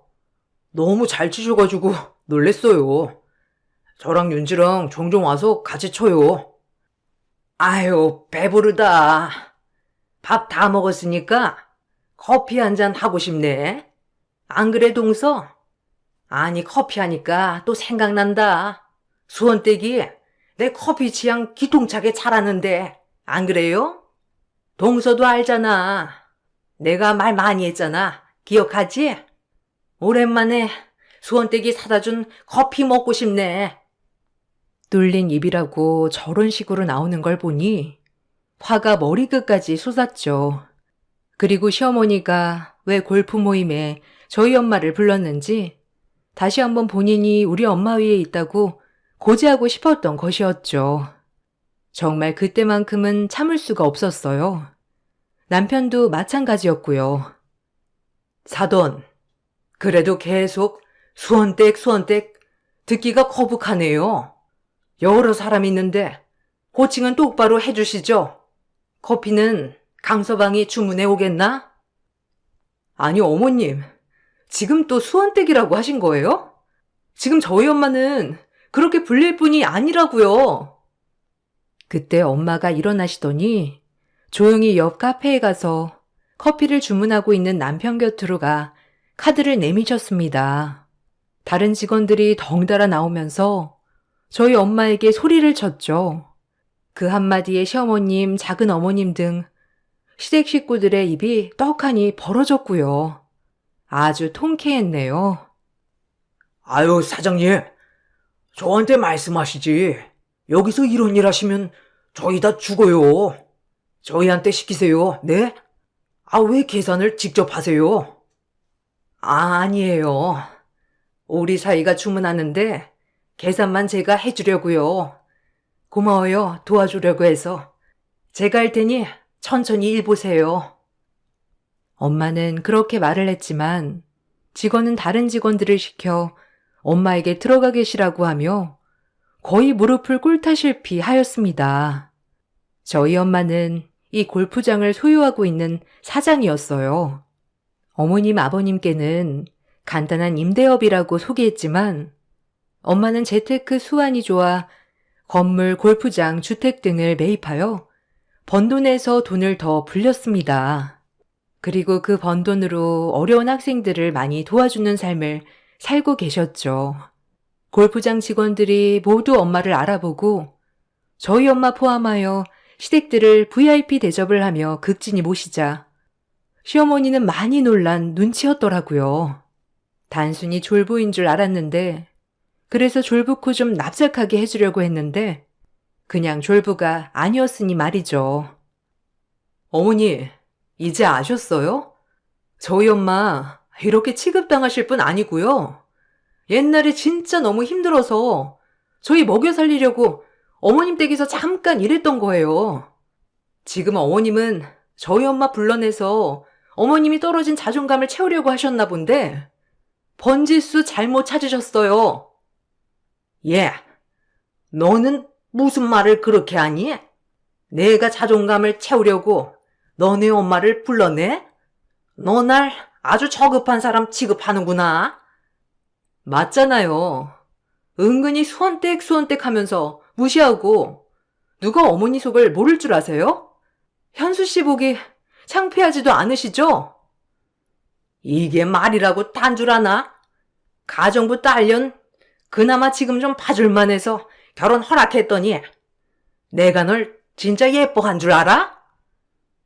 그 말이 끝나기가 무섭게 저희 엄마는 들고 있던 아이스 아메리카노를 시어머니 얼굴에 대차게 부으셨습니다. 그리고 비명을 지르는 시어머니를 무시한 채 한마디 날리셨죠. 아주 통쾌했네요. 주변 사람들도 아무도 말리지 않았거든요. 뭐? 이게 보자니까? 보자기인 줄 아나? 너 내가 참고 있었던 거는 우리 딸이 네 며느리기 때문에 혹시라도 나 때문에 밉보이지 않을까 전전긍긍했던 거야. 네가 불러내도 정말 유치하고 싫었지만 어쩔 수 없이 나온 거야, 알아? 누가 네 속셈 모를 줄 알아? 은근 사람들 앞에서 깔보고 무시하고 세상에 돈 없어서 내가 너 돈 훔친 것도 아니고 내가 우리 딸들 밥 먹이려고 네 집에서 일한 건데 그게 그렇게 지금까지 조롱거리니? 이 저급한 것! 현수를 봐서라도 아무 말 안 하려고 했는데 감히 내 딸한테 딸년? 가정부 딸? 무식하고 저급한 싸구려 같으니라고? 네 아들 새끼보다 내 딸이 더 배우고 공부도 많이 했고 직업도 좋아. 알겠어? 어딜 비벼 감히? 그 말이 끝나자 직원들은 달리와 엄마에게 괜찮으시냐며 물어보며 엄마를 감싸주셨죠. 제 남편도 아무 말도 없더군요. 사장님, 끌어낼까요? 말씀만 해주시면 이 사람 골프장에서 끌어내겠습니다. 말씀만 해주십시오. 그리고 조용히 해주세요, 당신은.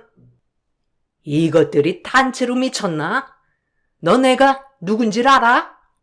감히 나를 끌어내려고 들어? 미친 거 아니야? 내가 여기 얼마나 자주 오는데? 아니요, 괜찮아요.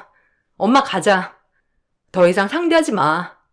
그리고 자기도 오려면 지금 와. 자기도 보니까 알겠지? 어머님이 우리한테 어떤지. 같이 나가자. 엄마, 집에 제가 따로 들릴게요. 지금은 장모님이랑 윤지 마음 좀 추슬러 줘야 할 것 같네요. 현수, 너는 이리 안 와? 어딜 간다고 하는 거야? 네가 내 아들인데 내가 이 꼴을 당했는데 지금 그냥 간다는 거야? 엄마를 두고? 남편은 크게 한숨을 쉰 채 엄마와 저를 챙기고 짐을 챙겼습니다. 앞에서 시어머니가 고래고래 소리를 질러댔지만 아랑곳하지 않았어요. 그렇게 남편, 저 엄마, 이렇게 셋은 골프장을 빠져나와 엄마네 집으로 향했어요. 엄마는 차에 타자마자 사위에게 한마디 하셨어요. 현수야, 내가 참았어야 했는데 나한테 그렇게도 좋은 게 좋은 거라고 넘기려 했는데 우리 딸한테 그런 식으로 말하니까 너무 화가 나서 참을 수 없었어. 아니요, 장모님. 마음 충분히 이해합니다. 저희 엄마가 지나치셨어요. 제가 대신 사죄드립니다. 죄송해요, 어머님. 엄마, 미안해. 엄마는 하나도 잘못한 거 없어. 다 내 잘못이지 뭐. 시어머니랑 엄마랑 직접적으로 안 부딪히면 된다는 아니란 생각에. 그런 말 마라. 엄마는 그래도 다 너 생각해서 온 거니까. 그렇게 엄마 깔보더니 이기에 아주 잘 됐어. 다신 무시 못할 거야. 엄마는 그렇게 말씀하시면서 내심 통쾌해 하시는 것 같았어요. 그리고 시어머니에겐 그날 밤 부재중 전화만 14통이 왔죠. 남편과 전 받지 않았습니다. 그리고 철저히 무시했죠. 다행히 남편도 저의 편이 돼주었기 때문에 결국 시어머니는 저에게 사과를 하셔야 했습니다. 그게 진심인지 거짓인지 모르겠지만요. 그래도 저희 엄마와 저에게 사과를 해주어서 마음은 좀 살 것 같았어요. 미안하다. 언제적 수원댁인데 지금 너무 잘 사는 모습을 보니 내가 배 아파서 그랬나 보다. 참, 나도 내가 왜 그랬는지 미안해, 아가야. 그리고 어머님께 미안하다고 꼭 전해주렴. 내 전화는 통 받지 않으시니 어쩌겠니? 나 반성 많이 했어. 어머님이 반성 많이 하셨다니 다행이네요. 저희 엄마도 화가 풀리면 받아주시겠죠. 어쨌든 현수 씨도 있고 하니까 저도 사과는 받을게요. 다신 안 그러셨으면 좋겠어요. 다음번에 한 번 더 저희 엄마께 무리하게 구시면 그땐 저는 어머님과 인연 끊을 거예요. 현수 씨도 동의한 얘기고요. 시어머니가 애걸복걸 사과하셔서 저도 남편을 생각해 사과는 받았어요. 그리고 저희는 남편만 겨우 왕래하지만 저에게 일절 강요는 안 하시네요. 저희 엄마는 아예 상종도 안 하시고요. 남편도 중간에서 힘들어하지만 자기 엄마 잘못이 훨씬 크다는 걸 알아서인지 자기 엄마 탓만 해서 봐줄만 하네요. 그나마 남편이 철저히 제 편이 돼주어서 버틸 수 있었습니다. 이 글을 쓰는 지금도 아직까지 엄마의 마음에 상처가 되지 않았을까 화딱지가 나지만 그래도 시어머니께 된통 본때를 보여주고 나니 그 기회에 잘했다고 생각이 드네요. 여러분도 혹시 답답한 일이 있거나 억울한 일이 있으면 꼭 참지 말고 뱉으시길 추천드립니다. 한편으론 착한 사람이 위너가 되는 세상이 아니더라고요. 착해도 할 말은 다 하고 살아야 상대편이 찍소리도 못한다는 걸 깨달았거든요. 제 글 읽어주셔서 감사드리고 새해에 모두 건강하세요. 안녕하세요. 저는 태안에 살고 있는 30대 중반 여자입니다. 남편과 결혼을 하고 꿈만 같은 결혼 생활들이 펼쳐질 거라 생각했었는데 여러 가지 어려운 상황들이 저를 너무 힘들게 만들었어요. 많은 걸 바란 것도 아니고 소소한 행복들에 감사할 뿐이었는데 전혀 예상하지 못한 일을 겪게 돼서 지금 현재 너무 놀란 상태입니다. 현재 결혼 5년 차에 2살 된 아들 하나를 키우고 있는데요. 지금으로부터 한 5개월 전쯤에 시모가 저희 집에 방문을 하셨어요. 그때 당시 엄마도 함께 있었는데 시댁과 저희 집은 걸어서 10분 정도로 상당히 가까운 거리라 시모가 항상 예고 없이 찾아오실 때가 많았었죠. 그날 역시도 시모는 저에게 전화 한 통 하지 않고 현관문 비밀번호를 누른 뒤 집에 들어오셨어요. 예전에 이런 문제 때문에 현관 비밀번호를 한번 바꿔 썼다가 집안이 난리가 난 적이 있었거든요. 그래서 다시 원래대로 되돌려 놓게 되었었죠. 시모의 성격은 여성스럽기보단 남성적인 부면이 많다고 해야 할까요? 상당히 거치시고 말을 하실 때도 상대방의 기분이 어떨지는 전혀 생각하지 않습니다. 그래서 최대한 마찰을 줄이기 위해 묵묵히 들어드리는 편이고 시모의 심기를 건들게 하지 않으려고 최대한 눈치껏 행동을 하게 되었어요. 그런데 시모가 연락도 없이 저희 집에 들어오셨을 때 저는 엄마와 함께 밥을 먹고 있었어요. 아이가 겨우 잠이 들어서 잠시 숨을 돌릴 수 있는 아주 소중한 시간이었습니다. 최대한 휴식을 취해야 하는 그 시간에 시모의 현관 비밀번호를 누르는 소리에 잠기가 밝았던 아이는 자다가 놀랐는지 잠에서 깨어나게 되었고 엄마가 방 안으로 들어가 울고 있는 아이를 진정시켜주고 계셨죠. 애를 네가 봐야지. 왜 사돈이 방 안으로 들어가시는 거야? 너는 지금 이 와중에 밥이 목구멍으로 넘어가니? 어머님, 그게 아니라요. 저희 엄마가 먼저 식사를 끝내셔서 저도 최대한 빨리 먹고 돌봐주려고 한 거예요. 사돈이 계속 이런 식으로 도와주시니까 얘가 당연하게 생각하는 거라고요. 요즘 들어 너무 자주 찾아오시는 것 같네요. 엄마가 딸 얼굴 좀 보고 싶어서 오는 것뿐인데 뭐가 잘못됐나요? 그러는 사돈은 왜 연락도 없이 찾아오신 거예요? 저야 당연히 집이 바로 앞이니까 왔다 갔다 하는 거지만 사돈은 며느리 집에서 버스 타고 2시간은 와야 하는 거리잖아요? 그러니 당연히 비교할 수가 없죠. 예, 일단 상을 차렸으니 나도 좀 먹게 밥 좀 퍼와라. 그나저나 사돈께서는 언제까지 며느리 집에 있을 생각이세요? 웬만하면 해 떨어지기 전에 댁에 들어가셔야 하지 않겠어요? 며느리와 단둘이 할 얘기가 있거든요. 그건 제가 알아서 할 테니 신경 안 쓰셨으면 좋겠네요. 그리고 할 얘기가 있으시면 그냥 하세요. 무슨 비밀 얘기를 하시려고 저를 꼭 내보내려 하시나요? 괜히 제 딸에게 안 좋은 말씀 하실까봐 오늘은 아예 여기서 자고 가야겠네요. 엄마와 시모는 서로 안 좋은 시선을 주고받으며 가라앉은 분위기를 조성하고 계셨어요. 저는 밥을 먹다 체할 것 같아 시모에게 밥을 퍼드린 다음 엄마의 품에 안겨있던 아이를 제가 받아 들었습니다. 엄마는 집에 들어가 봐야겠다면서 시모와 얼굴을 붉히는 게 싫으셨는지 자리를 피하려 하셨어요. 그렇게 짐을 챙기신 뒤 현관문으로 나서시려는데 엄마가 현금을 가지고 온다는 걸 깜빡하셔서 집에 쌀이 뚝 떨어져 아빠가 오시기 전에 저녁을 차려야 하는데 집에 들렀다 나오는 시간이 안 될 것 같다며 저에게 돈 좀 빌려달라고 부탁을 하셨어요.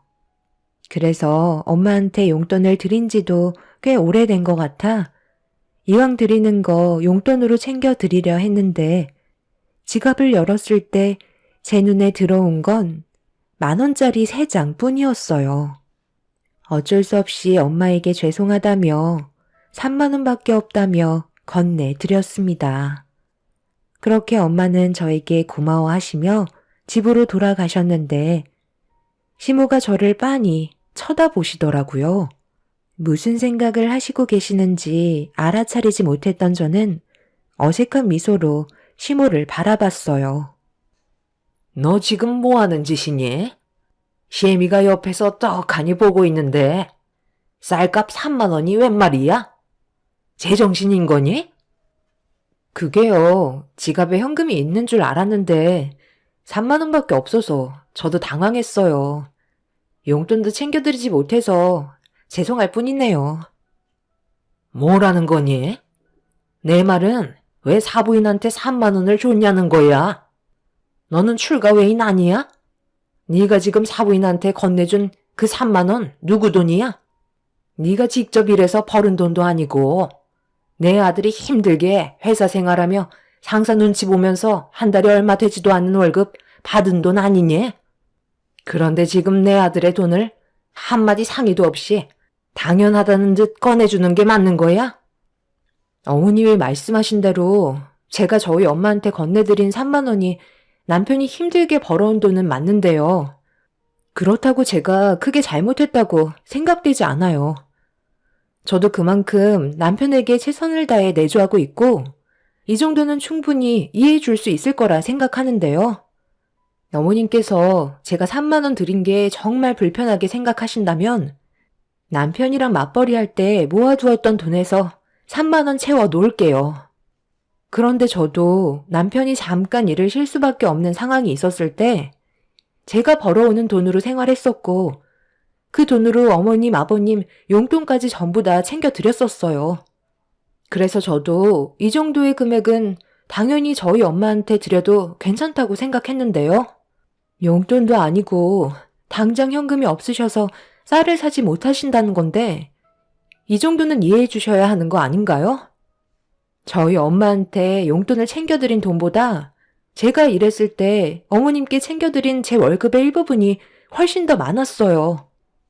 어머님께서 이런 사소한 일로 저에게 스트레스를 계속 주시면 앞으로 살아가는데 너무 힘들 것 같아요.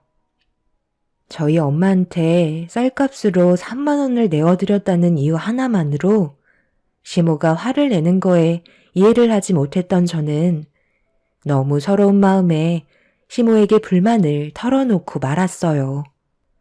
시모는 제가 반박을 하자 기분이 상하셨는지 얼굴이 붉어지셨습니다. 갑자기 말수가 적어지신 시모의 눈치를 조심스럽게 살피고 있는데 시모가 저에게 가까이 오라는 손짓을 하시더라고요. 그래서 안고 있던 아이를 방에 눕힌 뒤 시모에게 다가간 순간 전혀 예상하지 못한 일이 발생되고 말았습니다. 시모가 드시고 계셨던 우럭젓국이 너무 짜서 맛이 없다며 이런 것도 음식이라고 내어준 거냐면서 국그릇을 드시더니 제 몸쪽으로 젓국을 부어 버리셨어요. 너무 황당하고 어이가 없어서 뭐 하시는 거냐고 저도 모르게 소리를 지르고 말았습니다. 어머님, 지금 제정신이세요? 입맛에 안 맞으시면 그냥 안 드시면 되는 거잖아요. 그렇다고 저한테 국을 부어버리면 어떡해요? 너 지금 내 아들이랑 결혼한 지 얼마나 됐니? 5년 차 아니야? 그런데 아직까지 음식을 이런 식으로밖에 못 만들어? 저는 마음만 좋던데요. 그리고 어머님이 방금 저한테 부어버린 젓국은 저희 엄마가 만들어주신 거라고요. 어머님은 그동안 저희 집에 오셔서 한 번이라도 음식을 만들어주신 적이 있으세요? 시도 때도 없이 오셔서는 맨날 지적만 하시고 좋은 말은 단 한 번도 해준 적이 없으셨잖아요. 이렇게 사는 건 정말 아닌 것 같아요. 저번에는 어머님이 하도 난리를 치셔서 어쩔 수 없이 현관문 비밀번호 다시 제자리로 돌려놓았지만 이번에는 바뀐 비밀번호 절대 알려드리지 않을 거예요. 그리고 지금 당장 저희 집에서 나가주세요. 도대체 무슨 할 말이 하고 싶으셔서 오신 거예요? 딱히 하고 싶은 말도 없으셨죠? 그냥 트집 잡으시려고 들어오신 거 아닌가요? 당분간 어머님한테 연락드리지 않을 테니 어머님도 오지 마세요. 시모는 제가 얼굴을 붉히면서 화를 내기 시작하자 어이가 없다는 듯 쳐다보고 계셨습니다. 남편과 결혼을 한 뒤로 시모는 하나부터 열까지 전부 트집만 잡으셨어요. 그렇다고 좋은 말을 해주신 적도 단 한 번도 없었어요. 그런 사소한 것들이 계속해서 쌓이다가 엄마가 힘들게 만들어주신 우럭젓국을 입에 맞지 않는다는 이유 하나만으로 그 자리에서 저한테 부어버리셨다는 건 너무 큰 충격과 실망으로 다가오게 되었죠. 그렇게 시모와 저는 서로 얼굴을 붉힌 채 노려보고 있었는데 아이의 울음소리로 상황은 마무리가 되었고 시모는 더 이상 아무 말 없이 집 밖으로 나가셨어요. 도대체 저희 집에 왜 오신 건지 이유도 알지 못한 채 엄마와 저는 상처만 받게 되었네요. 그날 퇴근한 남편에게 좀 전에 있었던 일들에 대해 불만을 털어놓으면서 속에 있던 말들을 꺼내놓았고 남편도 제 말을 듣곤 많이 당황했는지 굳어진 얼굴을 하며 심각하게 받아들이고 있었어요. 그런데 문제는 여기서 끝난 게 아니었죠. 이런 안 좋은 일이 있게 되면 보통 서로 조심을 해야 되잖아요. 하지만 시모는 전혀 예상 밖의 행동을 보이셨어요. 시모가 저희 부부를 시댁으로 불렀는데 저는 가고 싶지 않아 한참을 고민하다가 그래도 가족이라는 게 서로 안 좋을 때도 있으면 분명 좋은 날도 찾아올 거라 믿고 어쩔 수 없이 시댁으로 향하게 되었습니다. 남편도 또다시 문제가 되는 일들이 발생이 됐을 땐 그냥 넘어가지 않겠다며 제가 느끼는 부담감을 조금은 덜어주고 있었어요. 그렇게 시모와 또다시 얼굴을 마주하게 되었지만 예전보다 더 안 좋은 상황인지라 어색한 분위기는 좀처럼 풀리지 않고 있었죠. 시부모님께서 저희 부부를 부르신 이유는 남편과 제가 다름 아닌 뱃일을 잠시 도와주길 원하고 계셨어요. 며칠만 일손 좀 거들어주면 된다는 말에 좀 당황스러웠었죠. 시모는 부탁이 아닌 명령을 하셨습니다. 가족 일이면 당연히 도와야 하는 거니 너무 심각하게 생각하지 말고 받아들여라. 아들, 너는 회사에 다니기 전부터 너희 아빠 옆에서 줄곧 해왔던 일이라 그게 어려운 건 없지? 이번에 우리 배에서 일하는 외국인 근로자 형제 3명이 있잖아. 걔들이 글쎄 부모가 세상을 떠났나 보더라고. 그래서 어쩔 수 없이 장례식을 다녀와야 하니 빈자리를 메꿔야 하는데 며칠간 일당직을 구할 수도 없는 게 초보가 할 수 있는 일은 아니잖아. 그래서 너희들한테 부탁을 하는 거니 토달지 말고 그냥 받아들이고 내일 모레부터 일을 시작해야 하니까 전날 저녁에 준비하고 오도록 해라. 애는 내가 봐줄 테니까 걱정하지 말고. 왜 애를 엄마가 봐줘요? 이 사람은 배에 올라타 본 적도 없다고요. 쉬운 일도 아니고 위험한 일인데 자칫하다가 사고라도 나면 어쩌려고요. 그렇게는 절대 안 돼요. 애는 이 사람이 보고 엄마랑 제가 뱃일을 하는 게 맞는 거라고요. 내가 지금 이 나이에 뱃일을 해야 되겠니? 그래도 어느 정도 힘이 좋은 며느리가 하는 게 좋지. 힘든 일은 하지 말고 며느리가 할 수 있는 일거리를 시키면 되는 거잖아. 너는 엄마를 그렇게까지 일을 시키고 싶은 거야? 예전에는 아주 엄마 껌딱지처럼 쫓아다니더니만 둘이 결혼했다고 이제 엄마는 안중에도 없는 거지? 며느리 너는 어떻게 생각하니? 애를 네가 봤으면 좋겠니? 일손이 하나라도 부족하니까 차라리 사부인께 도와달라고 얘기를 좀 하던가. 내 생각은 그게 좋을 것 같은데. 뭐 좋은 일이라고 이런 일을 사돈댁에 알려?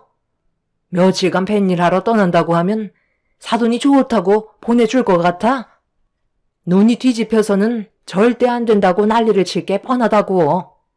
예, 시애미가 요즘 몸이 많이 힘드니까 네가 내 아들 따라가서 뱃일 좀 하거라. 너도 우리 집안 식구면 이런 것도 배워야 하지 않겠어? 앞으로 이런 일이 한두 번 생기는 것도 아닐 텐데 미리 배워둔다 생각하면 좋잖니. 혹시 알아?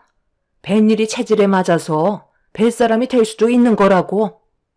손자는 내가 알아서 볼 테니 이번에 좋은 경험한다 생각하고 며칠간만 고생 좀 하고 오도록 해라.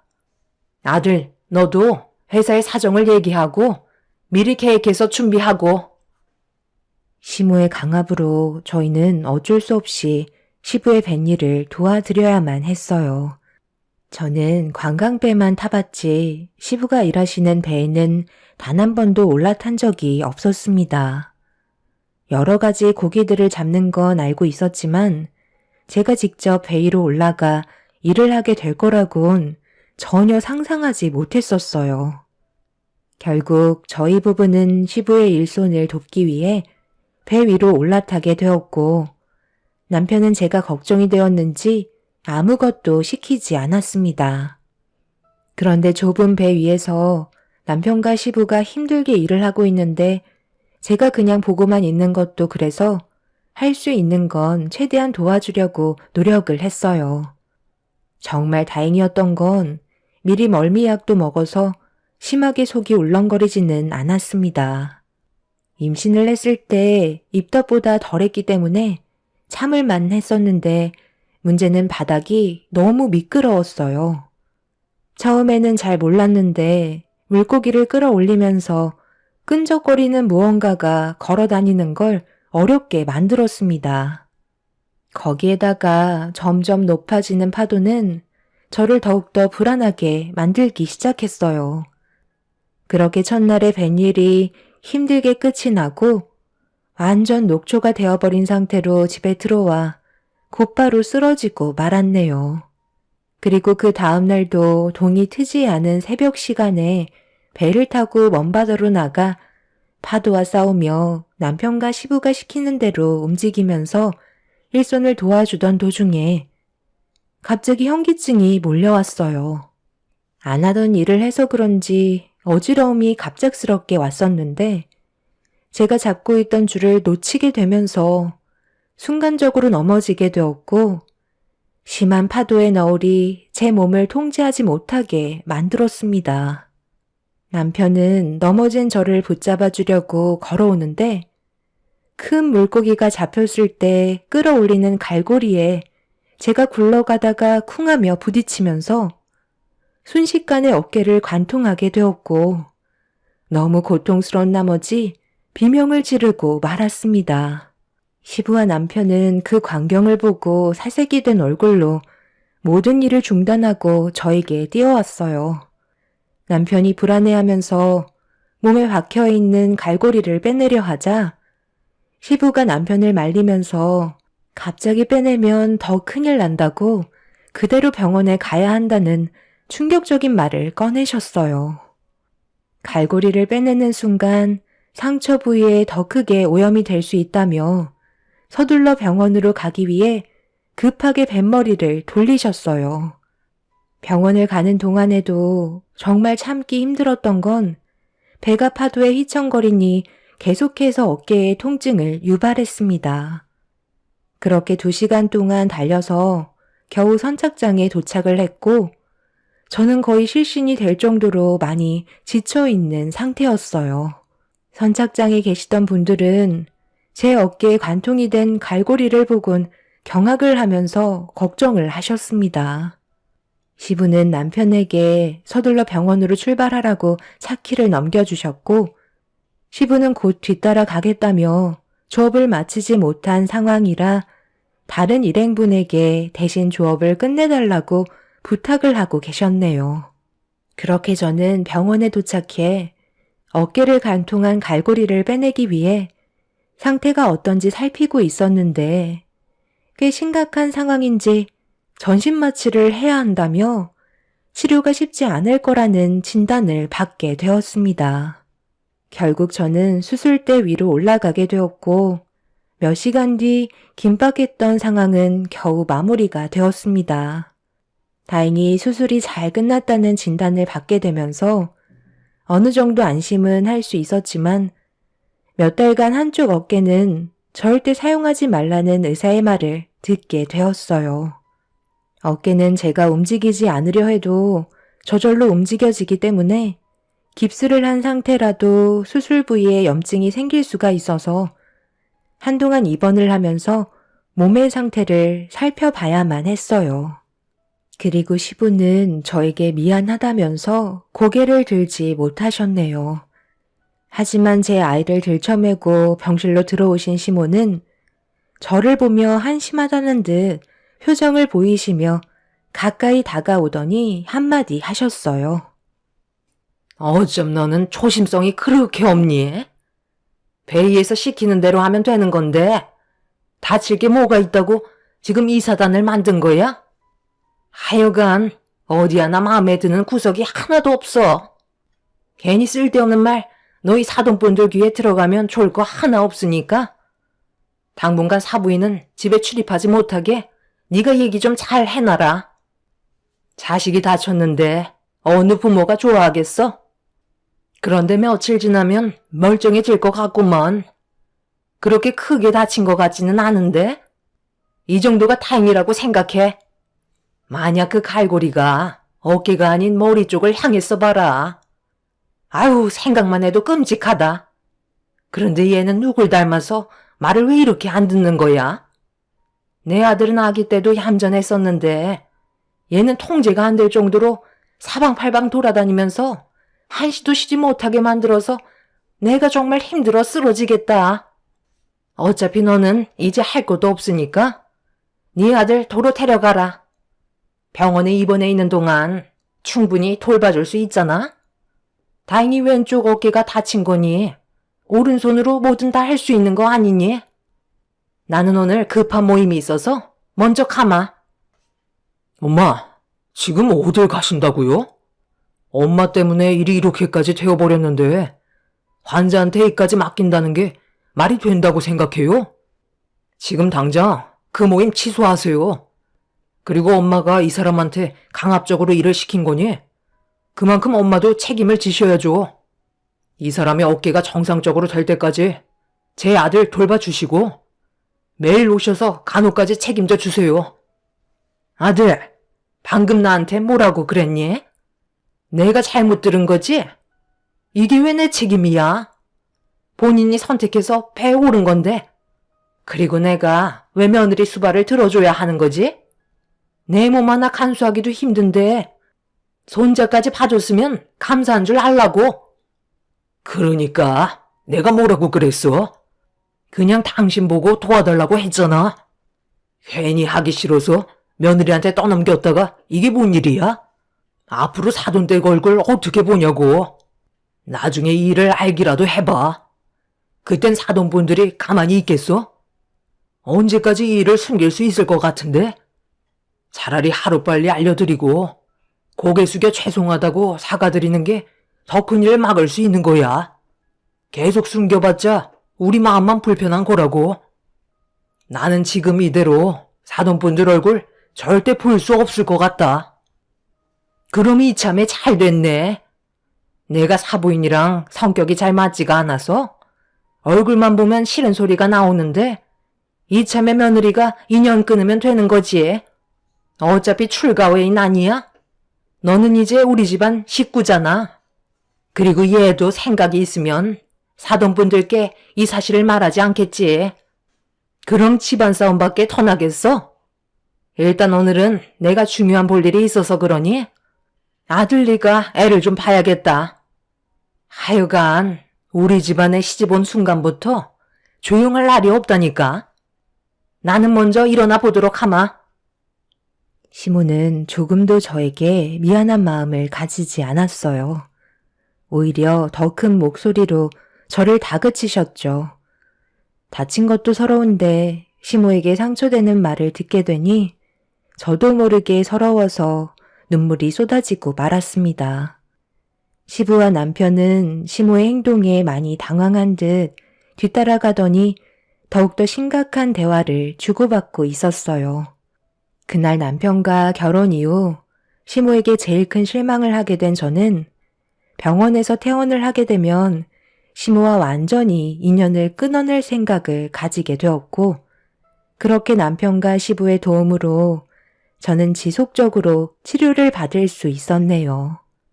시모는 온갖 불만을 털어놓으면서 제 아들을 돌봐주는 거에 대해 상당히 짐스럽게 생각하고 계셨어요. 아들 손자까지 낳아줬는데 이런 수모를 겪는 건 너무 불쾌했고 태어날 때까지만 꾹 참으며 때를 기다렸습니다. 그렇게 온갖 서러움 다 품은 채로 치료가 끝난 뒤 집으로 돌아갈 수 있었지만 어깨 통증은 지속적으로 저에게 고통을 주고 있었죠. 남편의 도움을 받아 통원 치료하면서 최대한 어깨를 안 쓰려 했었지만 육아를 하는 저로서는 그게 잘 되지 않더라고요. 그리고 제가 퇴원을 하고 난 이후부터 시모는 저에게 조금도 도움을 주려 하지도 않았고 전화조차 한 통 한 적이 없었어요. 최대한 조심스럽게 움직이려 했지만 날이 가면 갈수록 어깨에 무리가 오게 되면서 한계에 달해 결국 저희 엄마에게 도움을 요청하고 말았습니다.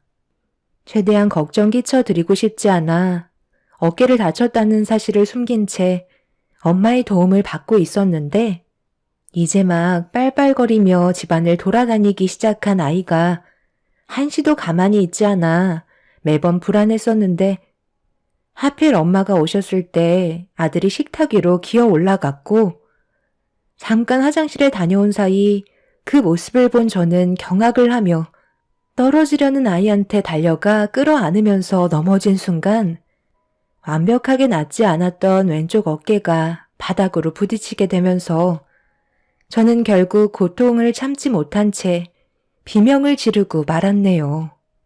엄마는 제가 어깨를 부여잡고 눈물을 흘리는 모습을 보시더니 급하게 달려오셔서 어깨를 살피셨고 결국 수술 자국이 드러난 순간 엄마의 얼굴은 사색이 되고 말았습니다. 떨리는 목소리로 저에게 어떻게 된 거냐며 호흡을 가다듬지 못하시면서 물어보시는데 차마 입을 열지 못한 채 고개를 떨구고 있었어요. 그런데 하필 그날 시부가 초인종을 누르면서 먹을 것 좀 사왔다고 밝은 얼굴을 하시며 인터폰을 바라보고 계셨네요. 엄마가 눈물을 훔치시면서 현관문을 열어주는 순간 시부는 엄마의 얼굴을 보자마자 들고 계신 봉투를 바닥에 떨어뜨리셨고 시부는 엄마의 얼굴에 흐르는 눈물을 보시고 눈치를 채셨는지 1초도 고민하지 않으시고 그 자리에서 무릎을 꿇으셨네요. 그리고 모든 상황을 설명하셨습니다. 엄마는 결국 오열을 하며 시부뺨을 내려치셨고 당장 모두를 집 안으로 불러들이라면서 화를 가라앉히지 못하셨네요. 시부는 몇 번이나 엄마에게 죄송하다는 말을 반복하시면서 시모와 남편을 서둘러 저희 집으로 부르셨습니다.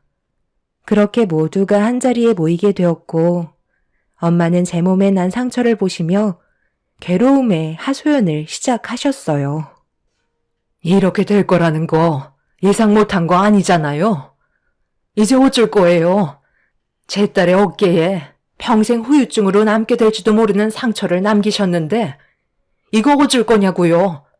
육아를 하는데 어깨가 얼마나 중요한 역할을 하는지 다들 모르시는 것도 아니잖아요.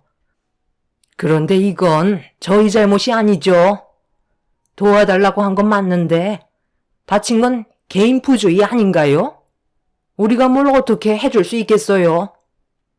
그럼 저희 딸이 지금 몸이 온전치 않고 사돈께서 조금이라도 미안한 마음을 가지고 계셨다면 몸이 완전히 회복이 될 때까지는 옆에서 손자를 돌봐줘야 하는 게 당연한 거 아닌가요? 언제는 가족 운운하시더니 정작 정말 도움이 필요할 때는 왜 모른 척 하시는 거죠? 한 번도 해본 적 없는 뱃일을 시켰을 때 가족 얘기 꺼내지 않으셨나요? 그럼 제 딸이 다친 것도 가족들의 책임인데 사돈은 조금도 짐을 지지 않으시겠다는 거네요. 신서방, 앞으로 어떻게 할 거야? 내 딸이랑 계속 살 거야? 아니면 이혼할 거야? 나는 지금 이 상태론 사돈분들의 며느리로 남게 할 생각이 조금도 없는데 당장 선택하게. 말이 좀 심한 거 아니에요? 고작 바늘로 어깨 찔린 거 가지고 엄청 호들갑이시네. 예, 내가 미안하다. 이제 됐니? 지금 그걸 사과라고 하시는 거예요? 고작 바늘로 어깨를 찔렸다고요? 저는 더 이상 어머님의 며느리가 될 생각이 없어요. 여기까지 하겠습니다. 그동안 제가 너무 많은 상처를 받아서 더는 견디지 못할 것 같아요. 당신이 선택해. 나야 어머님이야? 얘가 이참에 아주 나를 집어 삼키려 드네. 감히 심히 머리 위로 올라서겠다는 거니?